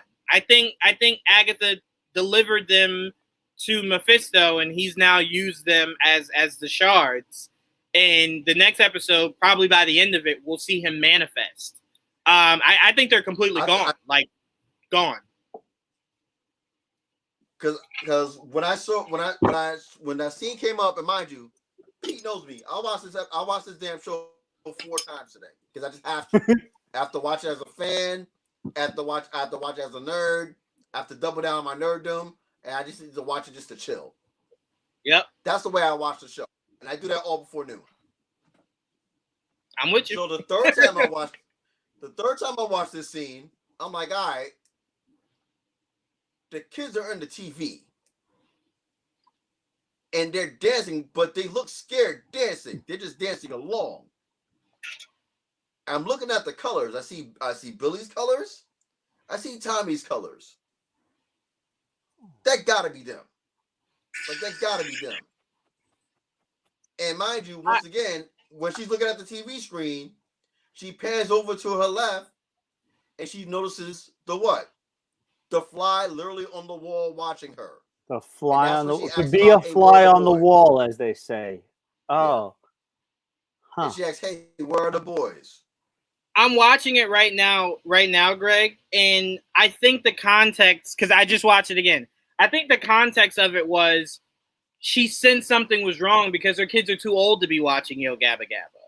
But that's something that someone like Agatha Harkness wouldn't know. Agatha Harkness would just know they're young. This is like a show that young kids are supposed to watch. I think if you're Wanda, you're looking at this and you're like, Yo Gabba Gabba is not for 9, 10-year-olds. Like that's for like 3, 4, 5-year-olds. So I think that caught her off guard. And then she looks over at, I'm looking at it now. She looks over at the bunny. The bunny kind of looks at her. So, I mean, I guess I could go to the thought of maybe the bunny and the fly are the kids. And it's a locust, not a fly. It's a locust. I think that's a locust. Because she looks at the TV, she looks at the sandwiches, then at the Yo Gabba Gabba, then at the bunny and the locust, and then she asks, where are my kids? And then that's when Agatha tells her to go to the basement. To the basement. I would like somebody in the near future at some point to just say, why don't you just put the bunny down? Just as a side note, you know, just a little nod to Con Air. That's all I need. I will say though, I'm actually shocked that no one said that first. Like, good job. Thank you. I am proud of you for that, though. Yeah, I mean, this episode was just Pete. You know, I've been wanting Mephisto. I know you have. That's why I texted you immediately. I was like, you have to come on the show. I don't care. You have to be here. I mean, I said Mephisto's name episode 1 when everyone was just like, The show didn't even. What are you talking about? And I'm like, I read comics. I know what should be behind this. You know what I'm saying? Whether it turns out or not is different. But what should be? This is why I think Al Pacino definitely has as far as like the Marvel universe goes, and this is a new character. This is a big name actor. I think he's definitely got the star caliber for like a Mark Hamill style cameo. Like, or if he's just like sitting on a couch, like a red couch or something, or in a red suit or some black and red, whatever, and he's just like, "Hey, I don't even need a whole bunch of fire, brimstone. I don't need any of that flame, either. nothing. I don't need any. I'm telling you right now, Dude. I'm gonna lose my mind if Wanda is like, so you were behind this the whole time, and Agatha was like, me? No. No, she's definitely a servant. She Right, is serving. Yeah, I agree with you. She's serving those kids up on a platter. Yep. Do you want me to lose? This is what I need Al Pacino to do. If we all right about this, the final scene of this whole show, he just sitting in a chair, legs crossed. Surprise! That's it. I'm going. I'm fucking going. You know what? It's funny. It's funny the little things we all need. I swear to God, if I get a hoo-ah, any line at a devil's advocate, anything. Right? I'd lose my mind. But no, to me, like you said, Pete, you set the stage. If the next episode ends with, Wanda kind of going, oh, this was you. And she's like, no. Wasn't me. And then she goes, would you like to know, who's behind this? Right. And then Wanda demands her to take her to who's responsible. You just see Agatha go like this, and then like you see you're in like hell. It looks like hell, right? And then you go, and then it's just a guy sitting on the couch, but you see him from behind. Wanda walks around. She sits in a chair. Al Pacino looking back at her, and then just ever so calmly, welcome, Wanda. Like, like I've been waiting for you. And then Wanda just immediately like, where's my kids? And then he shows them like sitting in like this bubble that he's manifesting. He does like to do those little fire bubbles with the faces in them. He likes to do that shit. Yep. Oh, Pete, I need this. Yeah, dude, it's gonna happen. It's gonna happen in some regard because it's the only thing that could possibly happen that would warrant both of those conversations that the actors had with their respective interviewers. It's the only thing that actually adds up. And here's a question that I wanted to propose to you both. Now we have seen Monica walk through the hex field twice. Thrice? Yes, thrice. 3 times. 3. And now she's got her photon powers. It's 3 though, Pete. Yeah, thrice. Oh, Right. yeah. Sorry, I thought you said I'm sorry. I'm doing the Mr. Burns. Not once, not twice, but thrice. I'm sorry. I thought I'm you a said dick. twice. I'm sorry. Go ahead. No. I'm a dick. So, and now, we see that she's got the glowing eyes and shit. So let me propose this to you. And I'm sure, Greg, you've got this written down there on your list. And I'm hoping I have a line there.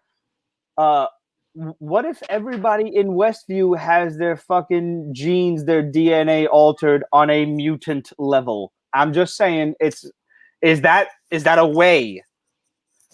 I'm accepting of no. The reason why I disagree with that is because of one simple thing. They never left. That's true. So they only arrived in any way, shape, or form. They never. Now that we know that Agatha is like the God body supreme sorceress, whatever.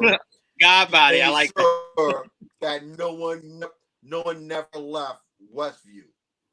Right. Even with freaking Wanda expanding Westville, no one's never left except for Vision and for Monica. The only reason why Monica left is because Wanda threw her ass out. Right. Well, to piggyback off you, Greg, Pete, to that I say no. Okay. I say no. I'm amenable to no. I'm just thinking outside of the box here, just trying to brainstorm. Only because I try to remind people, if they're saying Monica got her powers from the events of Westview, right? The only thing you could attribute to that is because, you know, her background you can kind of play with, how she got her powers. You can kind of play around with that, right? Like, it's not like how Bruce Banner got his powers. Like, that has to be the same every incarnation of it.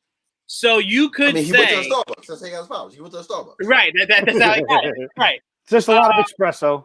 You could say that Monica had, just like Wanda and Pietro, had the mutant gene in her in the hex, because the hex is based off of the Mind Stone that brought out her and Pietro's powers. You could say it awakened the X gene in Monica, and that's why it's looking like she's starting to get her powers. It's not, but it's very specific. We understand.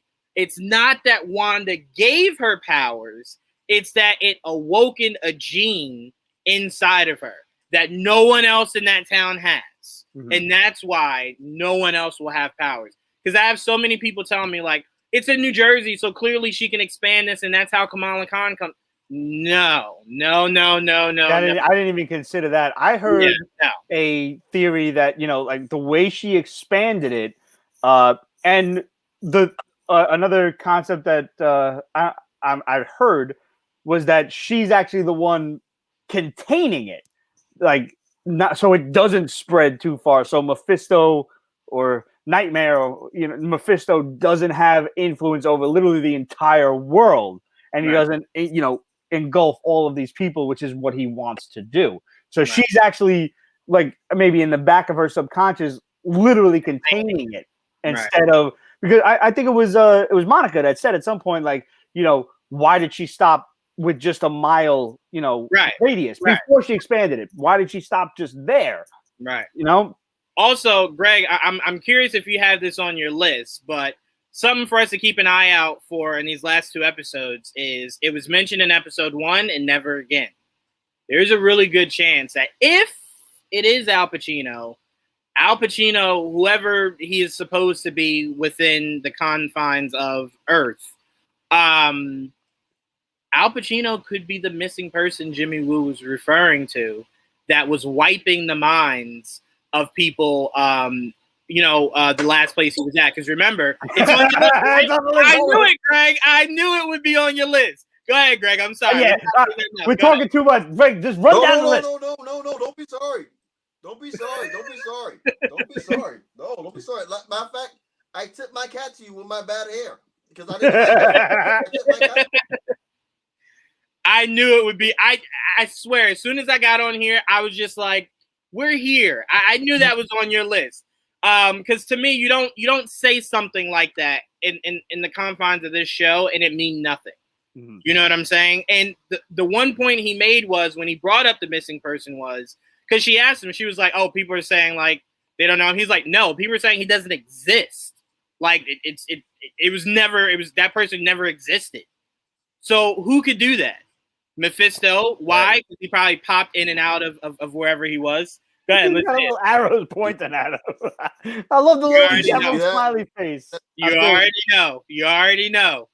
Greg, wait, let me ask you before we go any further. Greg, are you with me that you'll be very upset if it's not Mephisto?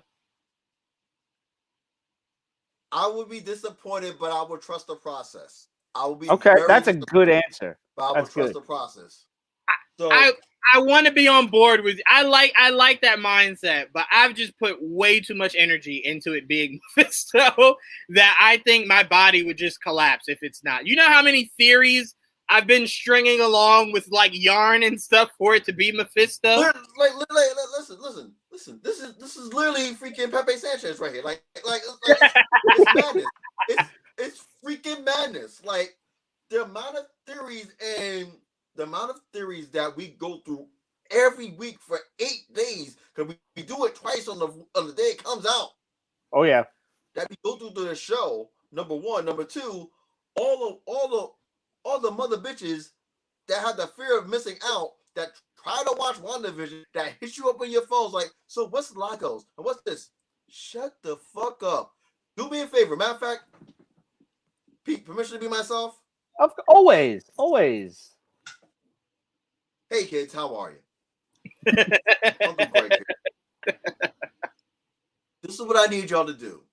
For those who have never watched, who are just WandaVision, because they have a fear of missing out, this is what you need to do. It's the simplistic way to catch up to WandaVision.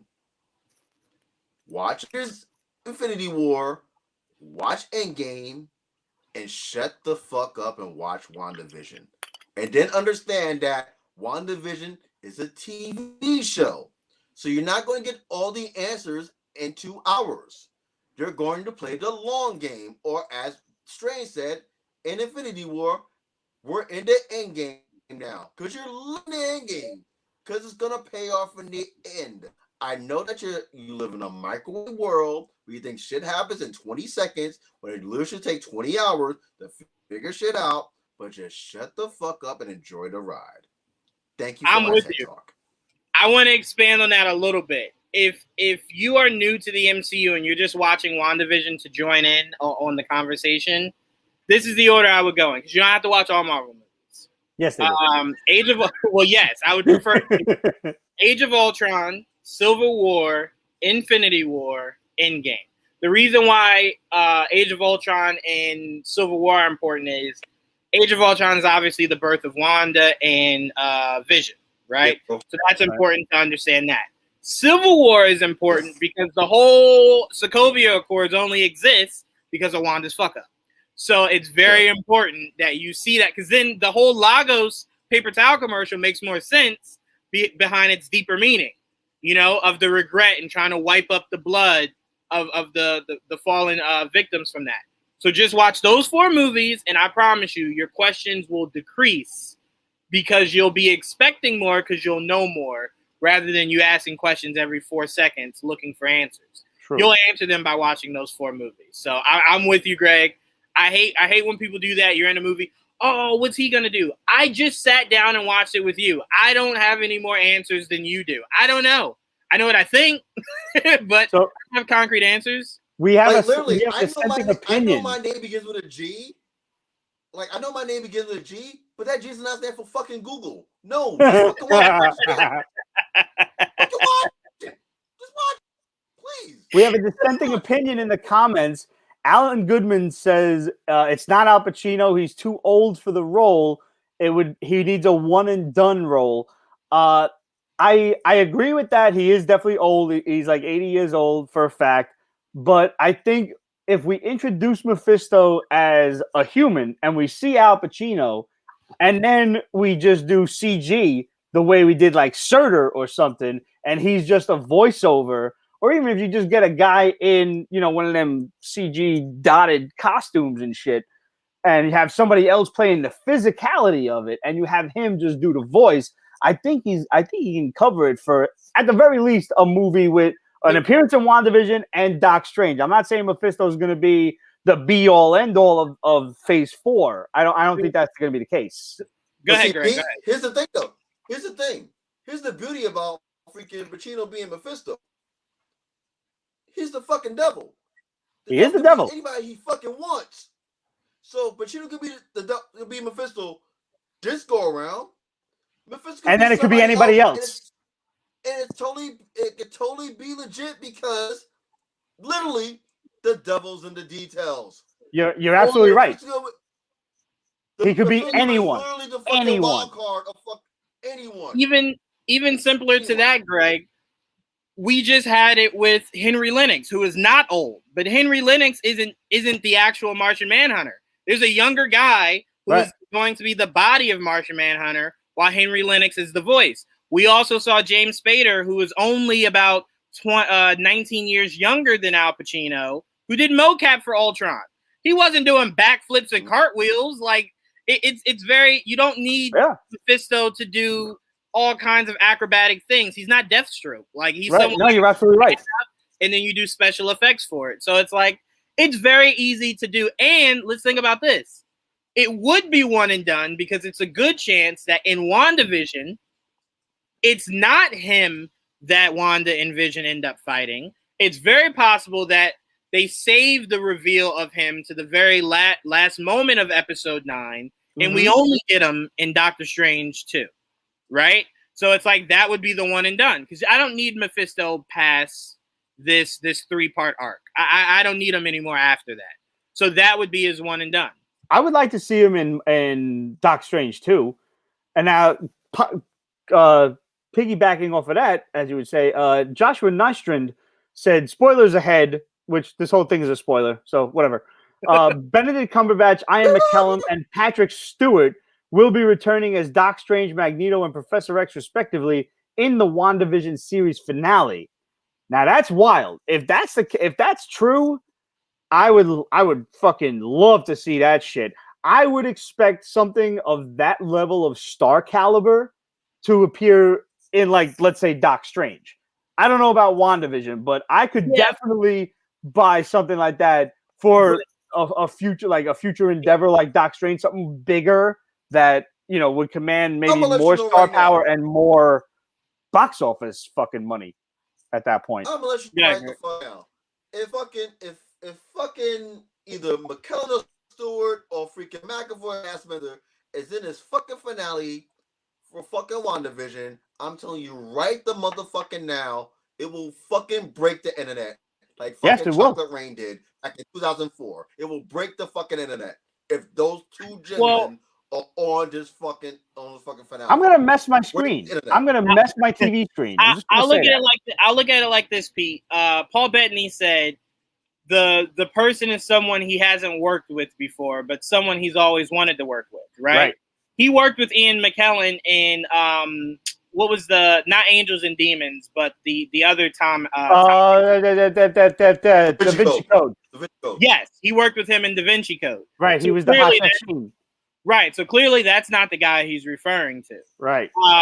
Like it has to be someone like Al. And I'm not saying that whatever he was just saying isn't going to happen. I'm just saying he stated they're not the cameo that is being referred to. Right. Because he said it was someone he's never worked with, and he has worked with Ian McKellen. You know what the fact is? Like when I hear the thing about the cameo, like it has this like reverie to it. Like I assume it's somebody we have not seen yet, and we've seen Ian McKellen as Magneto. We've seen Patrick Stewart. We've seen James McAvoy. We've seen Michael Fassbender. So as cool as those dudes would be, and let's fucking face it, I'm not saying they wouldn't be. I would lose my shit to see them in this MCU official show. I would die. I would, holy fuck, boom, brain exploding kind of thing. But they're not that level of cameo. I will go streaking. I will go streaking if those two dudes with Al Pacino is in the finale. I will literally go streaking. Do yourself a favor and place some bets that they won't be streakers. So like that other guy did. You know about that dude from the Super Bowl, right? No. Yeah. No. He's an idiot. Dude bet like there was going to be a streaker, and then he was the streaker. I mean, that was a hell of a bet. That was a smart bet. That was a hell of a bet. What do they always say? Bet on yourself, right? Damn right. I mean, hell, he made like $750,000 by taking his underwear out in the middle of it. I'd do it. I would do it. Why not? Hell yeah. Why not? Go to jail and then for what? A few days to like a month, and then you can never go to another football game, but you get that much money? Yeah, sure. I'll watch him on my giant ass 150-inch television. 100%. Yeah. For a misdemeanor? Yeah. For a misdemeanor? 100%. For sure. I won't do it because I'm black, but like, yeah, we can do that. We can do that, but yeah, ideally, yeah, sure, why not?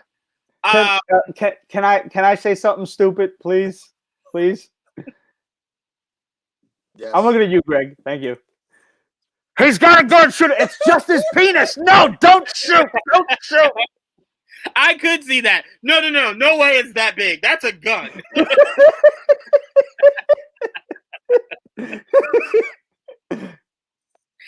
Oh man. Greg's sitting there like, I gotta get this motherfucker a grits shirt.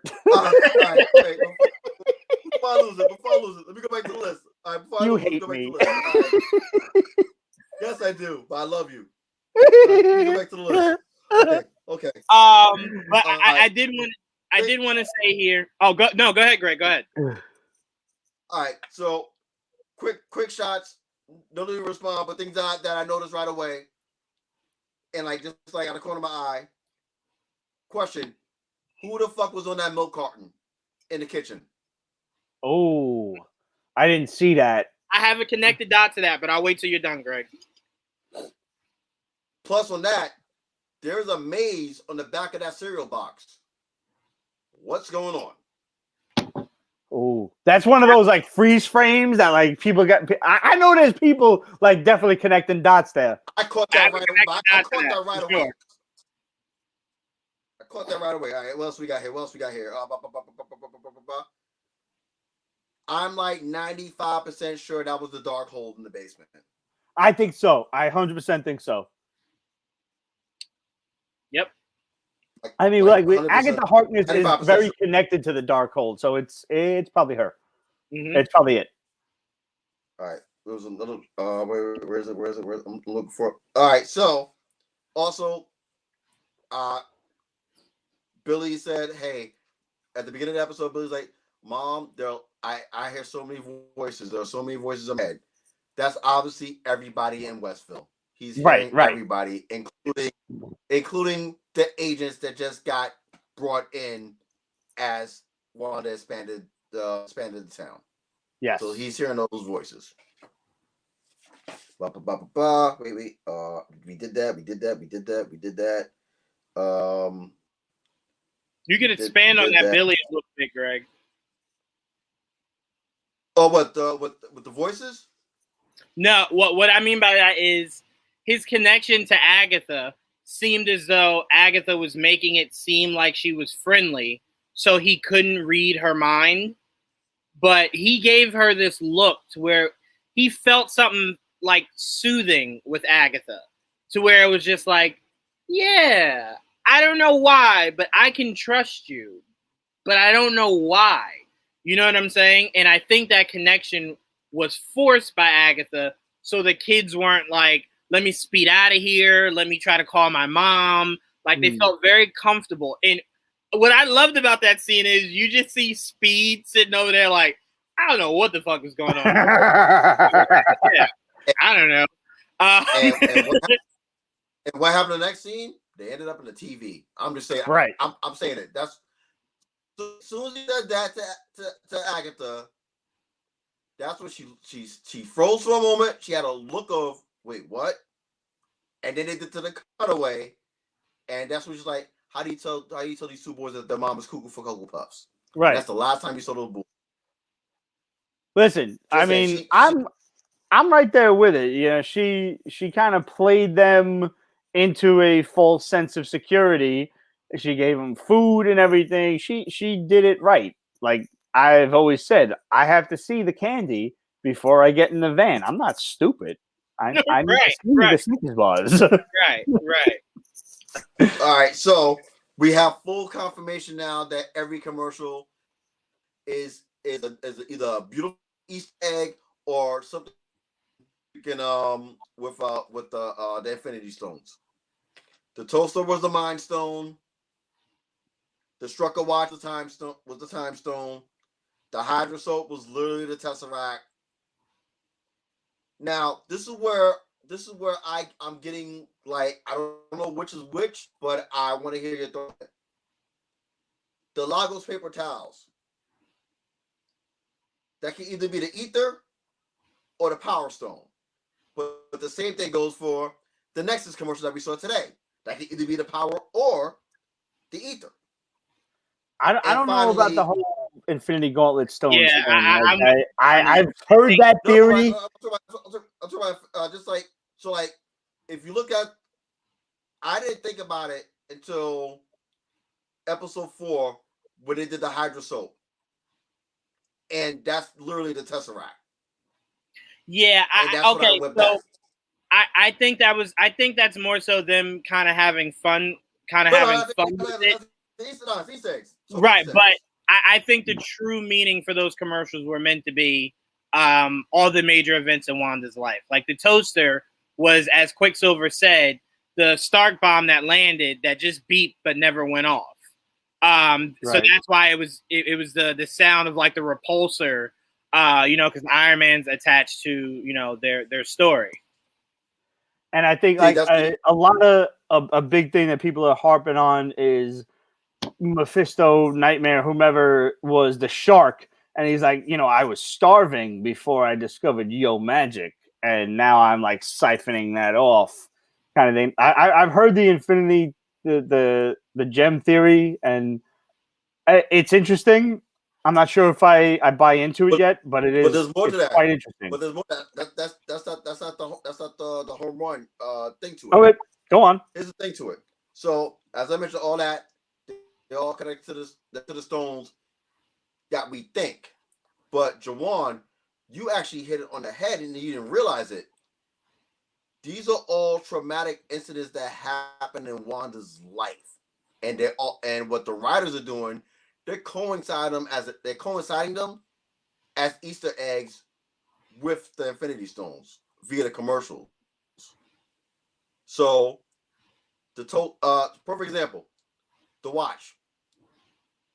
What's the tagline at the end? When you think you're running out of time.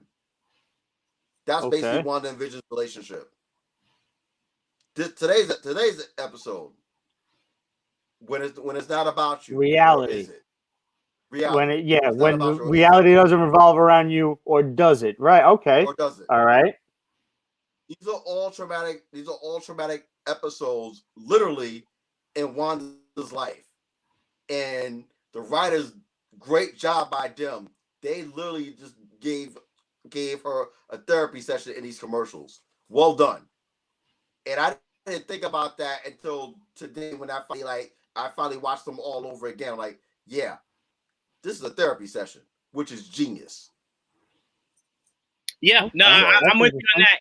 But I think it's more so Agatha kind of making sure Wanda understands, because Wanda has to feel as though reality is shrinking in on her to make her kind of freak out enough to want to keep this world, right?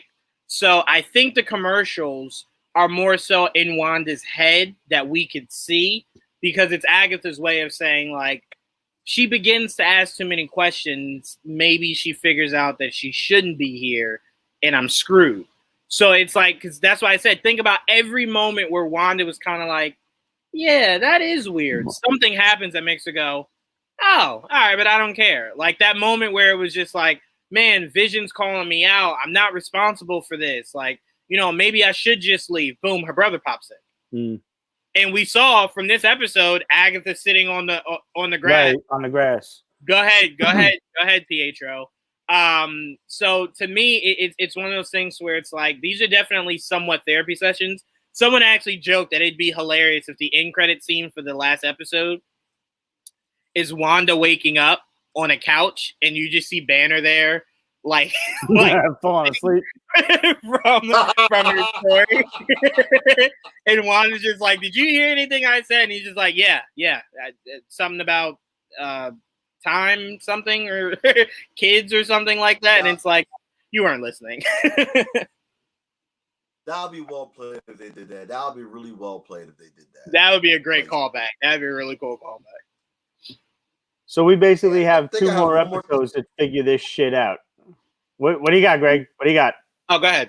I think the last two things I have on here. I want to say, all right, first and foremost, we talked about something earlier. We were talking about mutants. And I always bring this up to people. Everyone needs to revisit the first Iron Man. Because there's a scene when he first flies and something comes up on his radar. It's the Blackbird. Really? Yeah. I want to say it's the 37th minute mark. It's the first time he flies out of the freaking Malibu house. The Blackbird comes up on his radar. Oh wow! Who's to say that the mutants were already here in the first place? I was always accepting of that, and Nick Fury knew about them, but didn't tell anybody because he's fucking Nick Fury, and that's what he does or doesn't do. All right, so I'll give credence to that because we saw Feige try to pass off that the kid in Iron Man 2 was Peter Parker, right? We know at that time, no way in hell he could have been because there was no deal with Sony, right? So clearly there was no deal with Fox, so no way it was a Blackbird. But could Feige say it was the Blackbird all along? In retrospect, sure, yeah. Right.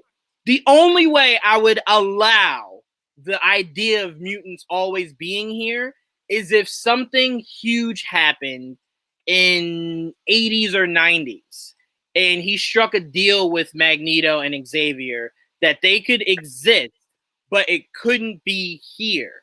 And that's when they created Genosha. And that's where all the mutants have lived since then. It's the only way I'd be okay with it, only because it's just like, it just feels yucky a bit to where it's just like, you're not being creative enough. You're kind of just flinging it to where it's like they've always been here. That's just too easy. I want you to work a little harder to integrate them into here. You know what I'm saying? See, so, now, I mean, go ahead. No, go ahead. No, sorry to cut you off. I was saying that to kind of like steer towards the other big bad in the series, Hayward. What if Hayward wanted Vision to make Sentinels? That's interesting. I heard that. I heard, that's cool. I heard what if he was trying to make Sentinels?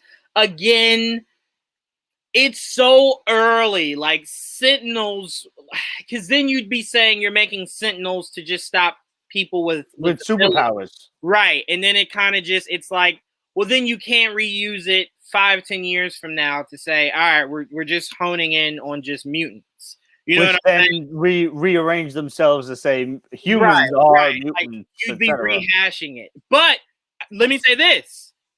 I like the idea of Hayward wanting to use Vision for a bigger purpose, but, you know, obviously the plan failed. And then we see the true person who uses Sentinels down the line. And he bases them off the original concept of Hayward using Vision. I don't mind that we kick that can down the road. Now, I like that you brought up the true villain Hayward, because someone said this to me, and albeit I do think it's a bit stupid, I am now addicted to this theory. That you will see once Wanda squares off with Hayward again, you will see him go like this, and it's Ultron. It's Ultron. Oh, I've seen that theory. Okay, Boss Logic actually had some sketches of some shit like that. Yep. That'll be wild. To some people, they're thinking, well, no, he can't be of flesh. Ultron could make that work. Ultron has done that in the fucking comics. So, yeah, he absolutely can be. Because to me, I haven't thought about that. To me, because here's the biggest thing that I added to that person because they just had the idea of him being Ultron. I added to that. Think about what this show has been doing to Wanda, bringing up her worst decisions, right? Like the worst things that's ever happened to her. What's the one thing they have not integrated into this show that is a huge part of Wanda? Ultron. Ultron's the reason Pietro died. Ultron's the reason we have Vision. You know, Ultron's the reason she was used against the Avengers. A lot of what's going on with Wanda is Ultron. We saw during, I believe Ultron, it was like just Ultron right before the greatest love of her life, and Ultron the greatest loss of her life. Yep, absolutely. So why has there been no mention? I love it. Was it right before or right after Avengers Disassembled? Remind me, where we got the Mighty Avengers, and I think it was right after, and Ultron took the form of the Wasp, like in a full, human synthezoid kind of form. Mm-hmm. I'll say that was Mighty Avengers run. That was the Mighty Avengers run. Yeah, that was right after. I think that was like number 1 through who's the fuck? X7, 8, whatever. Right, because to me, I know I keep saying I want to see Mephisto, but that doesn't mean I need to see Mephisto as the main bad for this show. I would completely be fine if Hayward, because it seems like Hayward does dislike superpowered beings, but it seems like he has an extra little sauce for Wanda. And we know that sauce, if he is Ultron, the sauce would be, who killed Ultron? Wanda by ripping his heart out, and then Vision by obliterating him. Greg, Jesus Lopez said you're absolutely right. at 210, the Blackbird is there in Iron Man. 210, the Blackbird is there. So Thank there you. you go.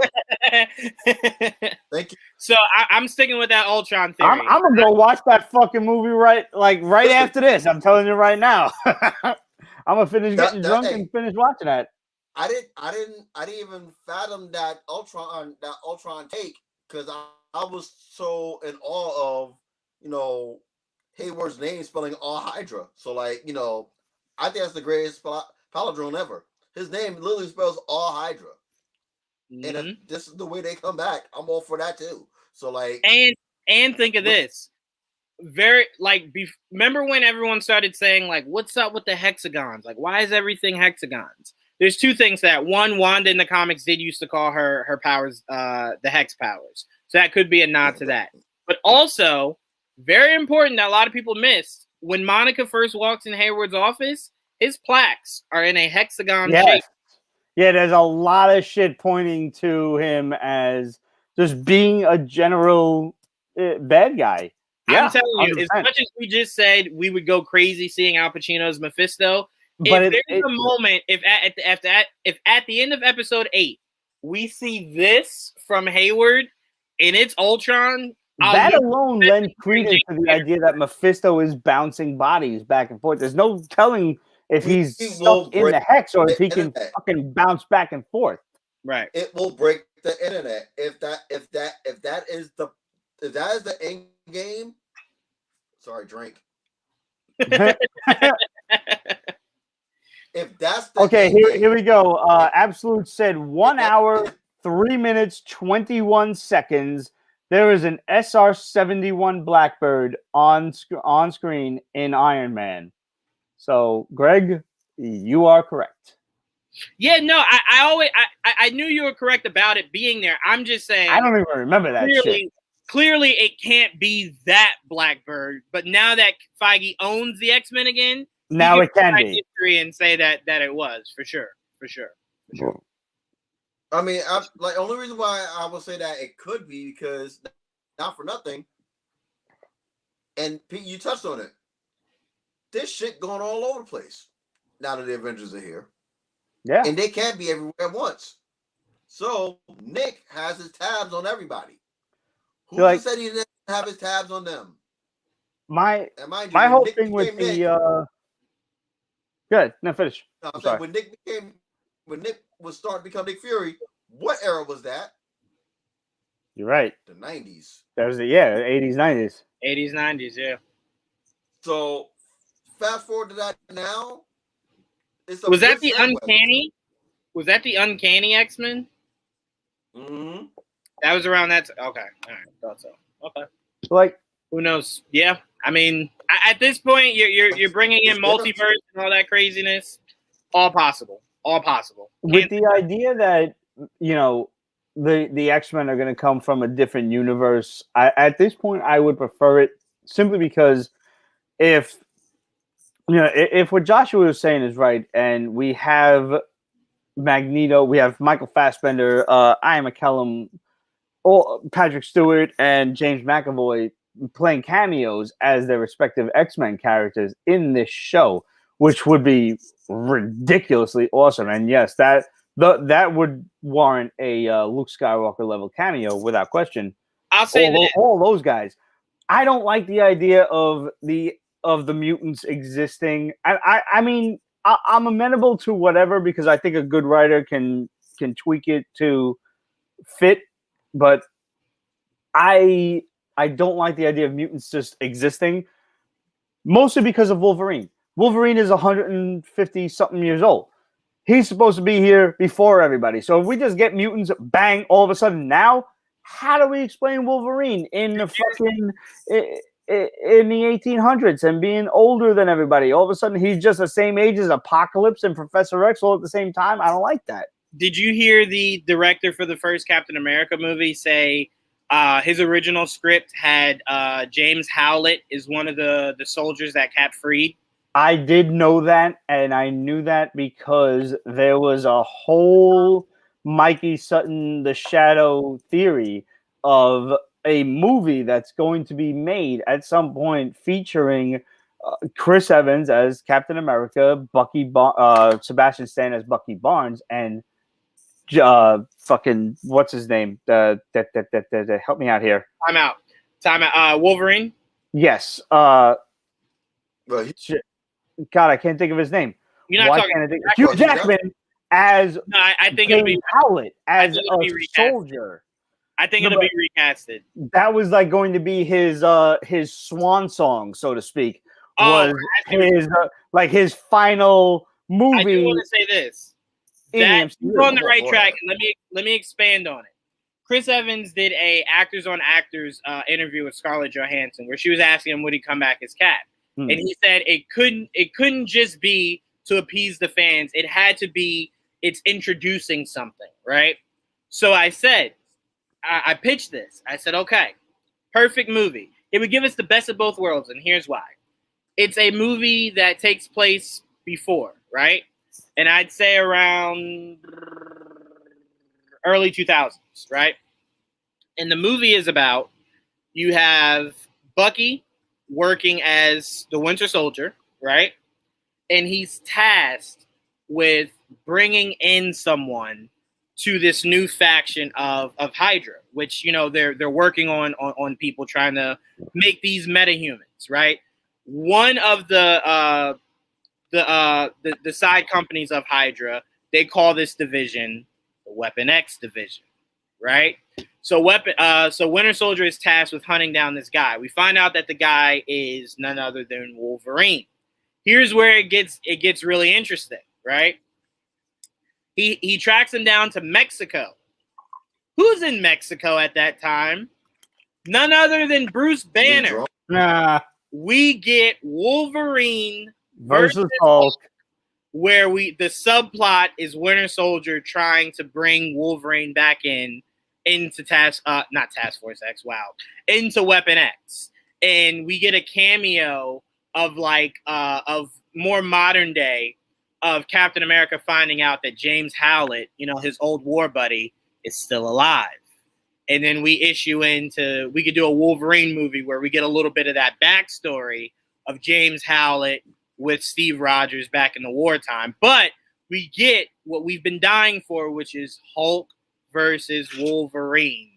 And I'm telling you, that talk about blowing up the internet.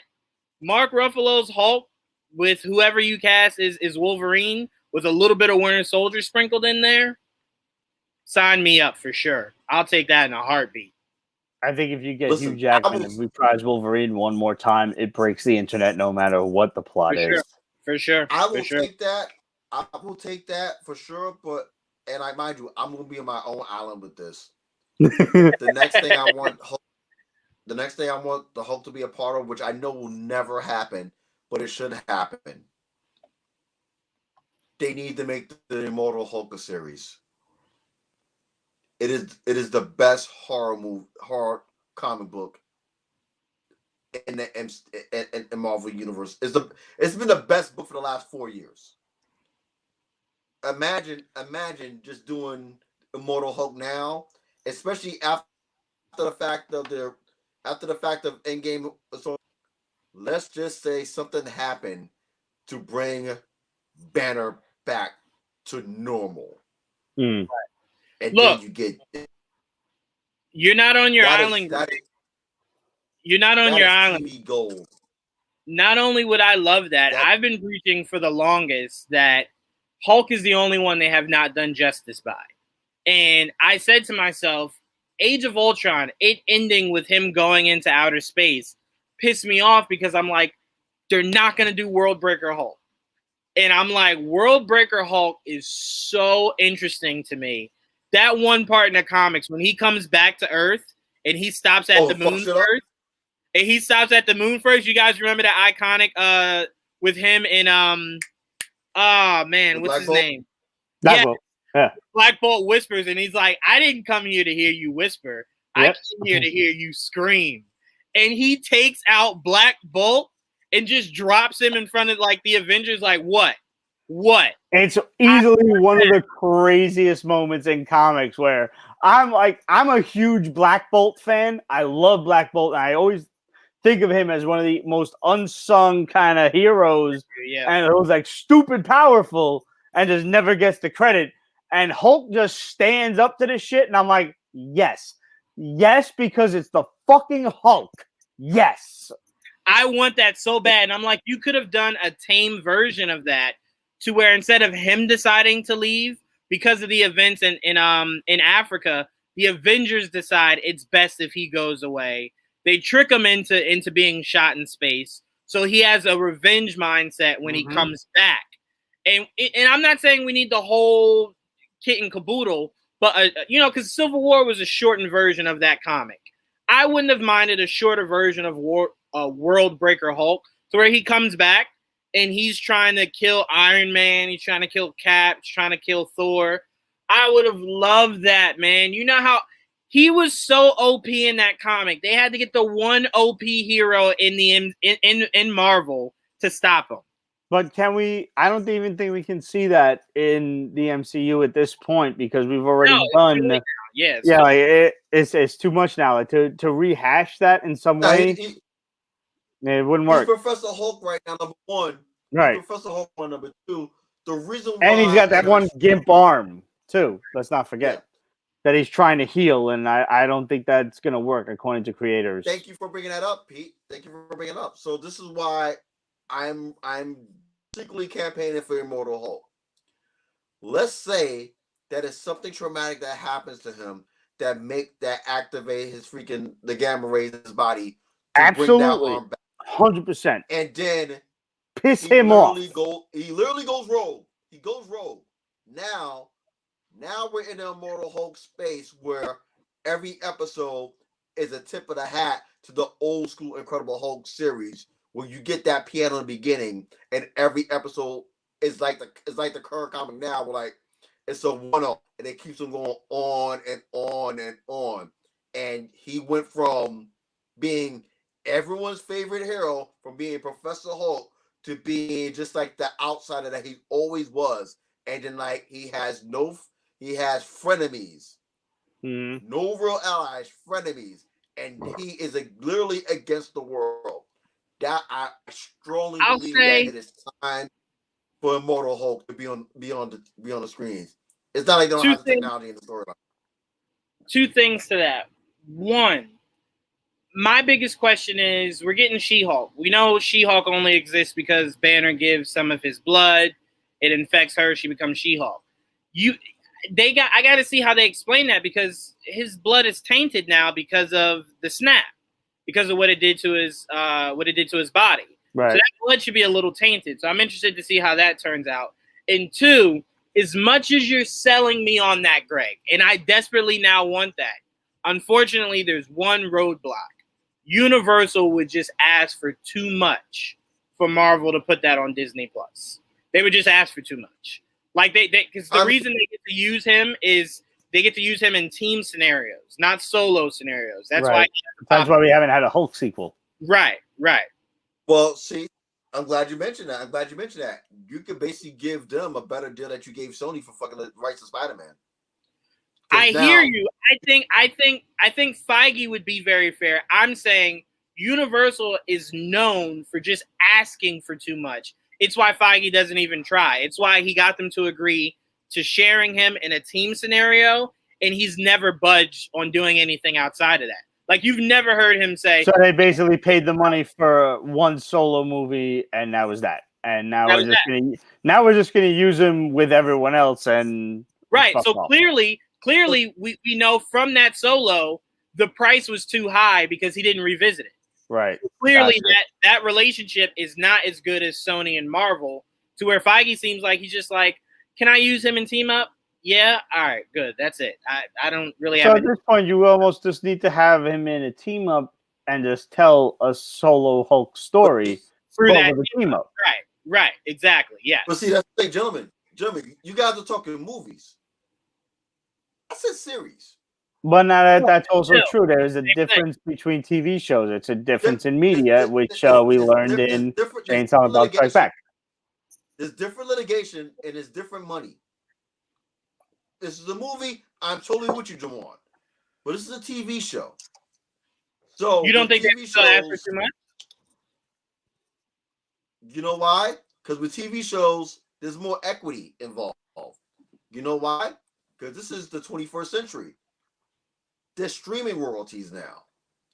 Every stream that a show's by, like, there's a reason why WandaVision is the #1 show in the country right now, and the 3rd in the world, because of streams. Yeah.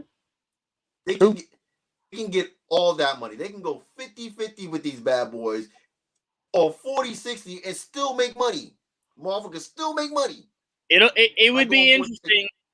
It would be interesting because the only reason Marvel kind of capitulated to Sony was Feige has now built the MCU as if Spider-Man's supposed to be the face going forward. So to have lost out on Spider-Man, he was like, I'm not looking to be asked out. Make it work however you can make it work. With Hulk, I don't see Disney going, I'll capitulate to that. Because they'll ask Feige, how important is the Hulk to you? And Feige will go, I let him get his ass whooped. He didn't even transform back again, and then I made him smart. Like, like he's not. I don't care. Have gauge on the Hulk. He's the Hulk. Is what I'm saying. And one more thing I'll chime with you guys, and then I'll stop with this.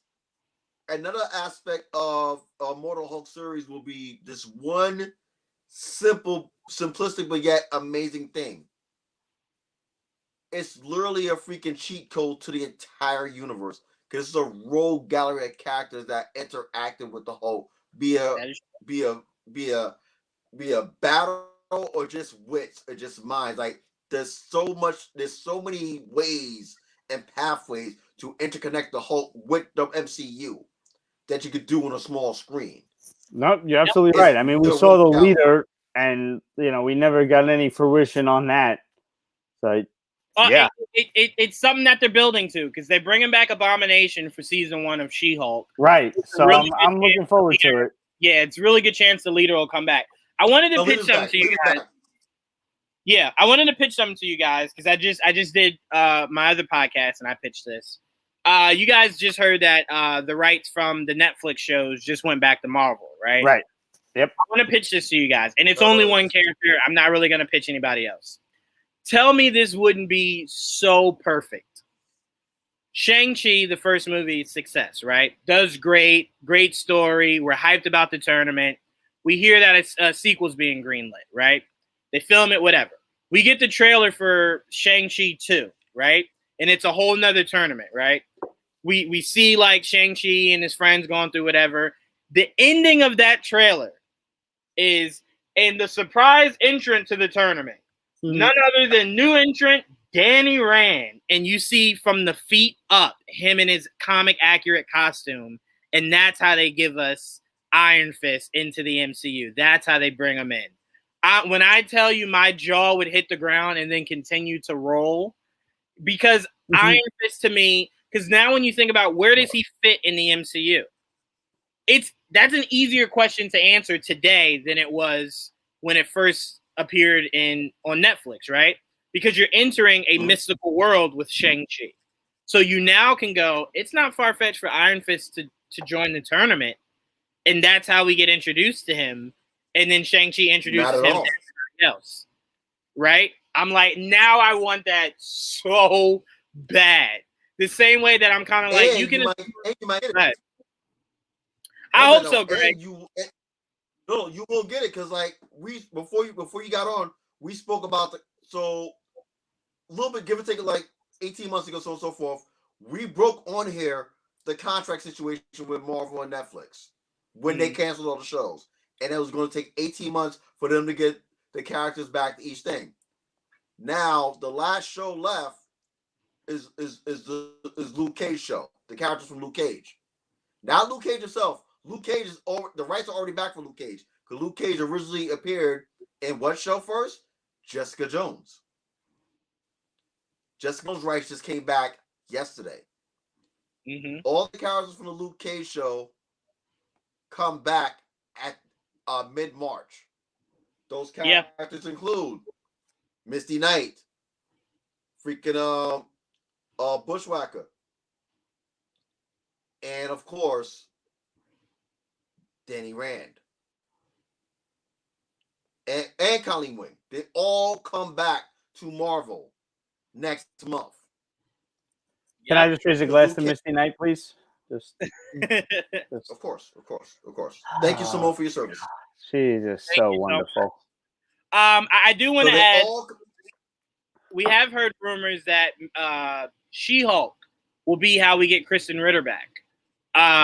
Like there's supposed to be, the rumor has there's supposed to be like She-Hulk is looking for someone, so she hires the city's best private investigator, none other than Jessica Jones. So if that's the case, the first domino to fall, like we'll know if that's 100% accurate if Charlie Cox is in Spider-Man 3. That's pretty the much. First domino. If he's in that, it lets us know Feige has no problem bringing back everybody else, or at least some of everybody else. I see it being a soft reboot on pretty much everybody except Iron Fist. And Iron Fist is going to just be completely reintroduced because everybody just agreed that series sucked. No. I won't say that the series sucked. I love that second season. The first season I'll give you. Seeing him at the end of that season was great. Right. I love the second season. The first season was like balls. Yes. When I saw both his hands light up, I said, that was cool. Oh, I did the Birdman hand. Listen, I speaking realistically here, I'm a short dude. I put 5'6" on any time I'm asked about my height, and that's generally a lie. I'm gonna be honest, that's a lie. Same. So when you have, and no disrespect to the actor who played fucking not Finn Jones, the other dude, who played the Thunderer. Davos? Yeah, Davos. Thank you, the Indian kid, great job. Or whatever he was. I enjoyed him. He's a good martial artist. I'm not disparaging him in any way, except that he's little. And Finn Jones is like, not for nothing, like 6'4" or whatever. It never stopped Jet Li. Listen, but Jet Li's not on this dude's level. All right, like Jet Li's a totally different ball game. That's fair. That's different. Hate crime, huh? So like, I'm not an intimidating guy. I know that. I could threaten somebody. I got fucking 25 years of martial arts under my proverbial belt. I'm not a threatening looking dude. I understand that until I kick you in the face. I get it. So like, I just can't with the height difference. Like, you're not a threatening guy. You don't do it for me. You can't look up at the fucking superhero and be like, I'm gonna kill you. No. So that had to be recast. That had to be all redone.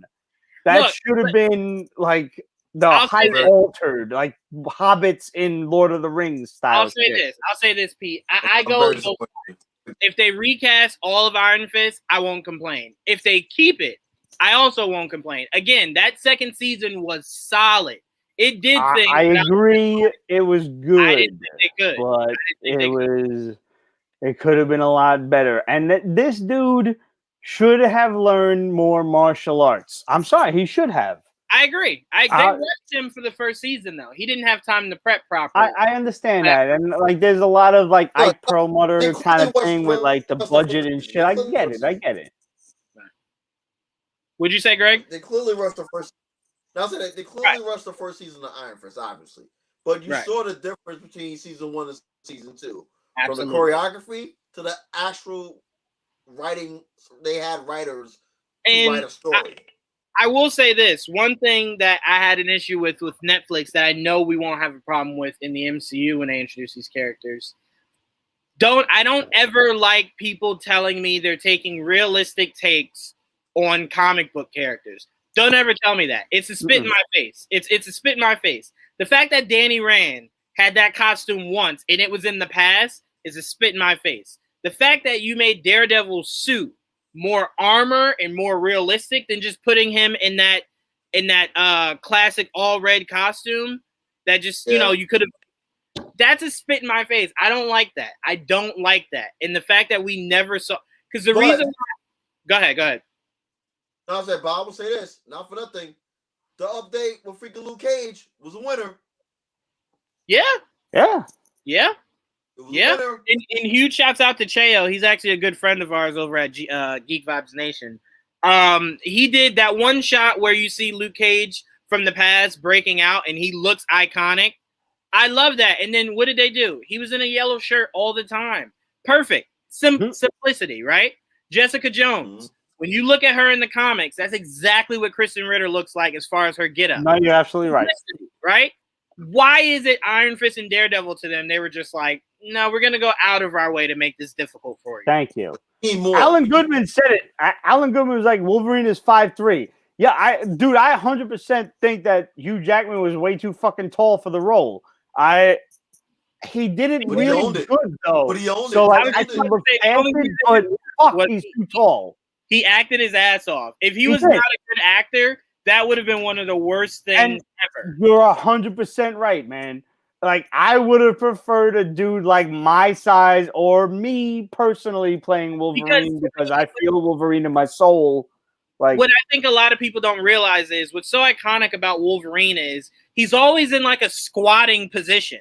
Like that little like hunched over. Right. And it's like Hugh Jackman tried that, but you're so tall. Like it doesn't look the same. You're just really tall. You know? Bro, he does that shit in the fucking video games. Like he's just he's hunched over, he's ready. He's fucking I'll fuck you up. That's it. I was so hurt, but also so awesome with like they didn't Liev Schreiber is 6'5". Is he really that big? Yeah. Holy shit. I didn't even realize. He's fucking huge. Hugh Jackman 6 feet. So to have that motherfucker tower over him at that height, at a full 5 inches, he should have been the fucking clone in Logan. He should have been the fucking clone. He did say that was the original idea. I remember that. Yes, and they scrapped it. By having Sabretooth as the big bad that has to kill off Wolverine. Yep. But that was a stupid move getting rid of that. That was a great idea. Yep, I agree. Fans would have been like, yes. You know how much that would have hurt us to see Sabretooth be the one that killed off Wolverine? Yeah. That would have that would have been as emotional as Daddy. Like that. Exactly. God damn it. Out. Fucking out. The idea of Sabretooth going, is that my niece? Like, you know what I'm saying? Everything about it. Let's couple the whole thing together and I was happy just stare it right in the heart. I was happy just hear Liev Schreiber saying runt in fucking Wolverine Origins. I'm with you. Thinking Logan runt. He was the best part of that. He was the best part of that movie. That made me happy. For sure. You called him runt. That was me. And Juwan, I think you got a fan. Dijon Venny said, "I like this guy. I'm gonna subscribe." As well, you should, sir. I appreciate it. Thank you very much. Thank you. And when closing on the Wolverine thing, when they do recast him, I already made my pick for it. It should be Logan Marshall Green. For those who know who he is, if you never he's basically poor man's fucking Eddie Brock. He's fucking poor man's Tom Hardy. Wolverine. His his real name is actually Logan. I'm giving you tea leaves, kids. I'm giving you tea leaves, Marvel. I wouldn't have a problem with it at all. I saw upgrade, so that was all I needed. So yeah, pretty much. All right, we got to close out of here because otherwise we're going to be talking all night. I'm going to be just getting more drunk and more incoherent because I know me. I mean, like, but Pete, real quick. Yeah. Where the fuck are we going? Yeah, dude. I mean, I don't care. I'll talk to you all fucking night. I don't care. But we try to hold some sort of. Sonic, where are we going? You're absolutely right. You're 100% right. But people get discouraged when they see a time of like 2 hours and 34 minutes on YouTube, and then they don't watch it. That's the problem. I had to learn that. Yeah, I had to learn that. Denise, the plan is good. My Captain America shield is good. I'm good. MF Doom is good. We here. Dude, we got to do this again sooner than fucking later because it's February and this is the first Pete's Basement thing we put out. We need to do this again sooner than later. So what? How you feel about next Friday? I'm good. Let's do this. I'm good. I don't do shit. I drink and watch TV. So let's do this. I'm down for it. Salute to everybody. Thanks for tuning in. Al Pacino's gonna be fucking Mephisto. That's what you take away from this. No Thanks more for- Wolverine. Yes.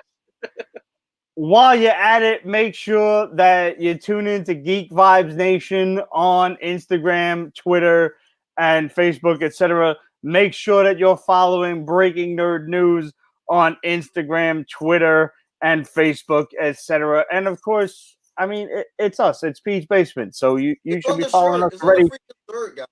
It is on the shirt. It's on the shirt. You can go on Product placement. Facebook, visit peachbasement.com/shop and head right to where you can pick up these Pete's Basement t-shirts and more from represent.com. We've got t-shirts, we've got hoodies, we've got the different logos, we've got all sorts of stuff. It's awesome. We've got Breaking Nerd News t-shirts, we've got cheeseburgers t-shirts for oh Christ, I'm drunk. It's okay, but you forgot something. What did I Also, forget? Help. If you love us very much, which you should, make sure you follow us on Patreon. Yes. Peachbasement.com/Patreon. You'll find that, or patreon.com/Peachbasement. I don't even remember which, but you'll find it. You'll find it. You're awesome that way. And you know, we send you guys all sorts of fucking awesome stuff, from postcards to previews, and get your name in the comments on the credits and everything. Fantastic. Thank you, Greg, for mentioning that because I completely forgot about it. And if you really want to get funny with it, me and Jawan, and we're gonna get Greg in on this. We talk about WandaVision on Saturdays on Jawan's Geek Vibes Nation YouTube channel, where we couple together with a whole bunch of different YouTubers, and we just talk shop. We just hammer around and talk nerd stuff, and then following the next week, me, Juwan, and Jay, the Unstoppable from Unstoppable Comics, we talk Figure It Out during the week, and we talk about action figures. Who doesn't love toys? Especially nowadays with all of these awesome different toys coming out. I still got this Batman one here from our last discussion. Yeah. From the Batman DC Universe talks. Yep. Got it. Good discussion. I'm trying to flex out right. No, I'm gonna hold that thought. I'm gonna flex. Sure thing. Yeah. Make sure you guys check us out. Figure It Out. We try to post every Wednesday, so make sure you guys stay tuned for that. Wherever you find podcasts, and we do post our video up on YouTube, Geek Vibes Nation YouTube page. And as Pete said, Marvel Cinematic Review, where we bring together all the best geeks and YouTubers out there, and we break down. We're going to be breaking down all the Marvel shows. And I actually got sent today, Pete, the list of Marvel schedule this year, and there is no breaks. Yeah, no breaks. There's no breaks. We get shows from here till Christmas to the end of the year, right? Yep. Exactly. So huge shouts out to Marvel for that. So we'll be doing Marvel Cinematic Review every Saturday, breaking down all these shows, and we will be doing the movies also. So don't think it's only the shows. When Black Widow, Shang-Chi, Spider-Man comes out, we'll break that down, but we're specifically the Marvel shows. So Saturday, 8 p.m., YouTube. Geek Vibes Podcast is the YouTube page. Make sure you guys come check us out. That's what I forgot. Shit, you guys are still watching right now? Yeah, still watching. Tomorrow morning on Cartoon Network at 9 o'clock, please watch and DVR Teen Titans Go for a very special episode with the legendary De La Soul. That's a brand dope. new episode tomorrow. All right. That's dope. What channel is that on? Where can you find that?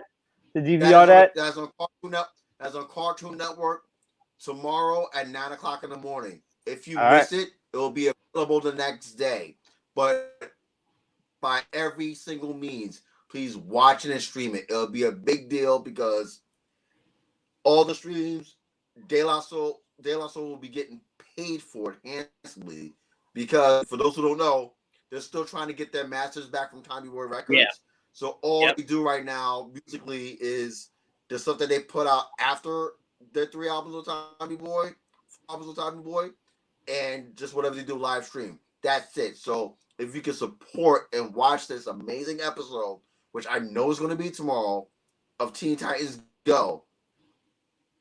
So basically what you do is go on your local cable channel, whatever that might be, find Cartoon Network, whatever channel that is for you. I don't know offhand what it is for me. I got Fios, but I'll find the shit. For DirecTV, it's $2.96. Good man. $2.96 for DirecTV. I will find that shit for Fios. I will tweet it out and make sure you follow it. Make sure you watch it. DVR it to up the ratings as much as you can. Share it with your friends. Yes. So this way that we get more content. This is how we nerds support each other. You know, we just provide the ratings for the content for, you know, stuff that we all like to see. And that's pretty much what we can do for each other. Here's my flex for the night. Yep. I see a Z. It's a glare. All right. There's my glare. Oh, wait, hold up. I can change that. I see it now. I don't. I still suck. MF Doom, right? Yep. How about it's darker? How about now? Let's try Slightly. I see something fuchsia and. Oh, crap. Wait, share it on. Oh, there's a motherfucking Doom face. I see that shit. MF Doom. That's dope. So you got to share this shit on Instagram and Twitter so that we can share it, because otherwise the glare is very difficult. I will not shout. Sorry about that. Oh, I changed the lighting in here. My bad. Nothing to be sorry about. It's very romantic. It's very hot. I just kind of want to. Shout out to all the single ladies out there. How you doing? Shout out to all the single ladies. So thanks for everybody for tuning in.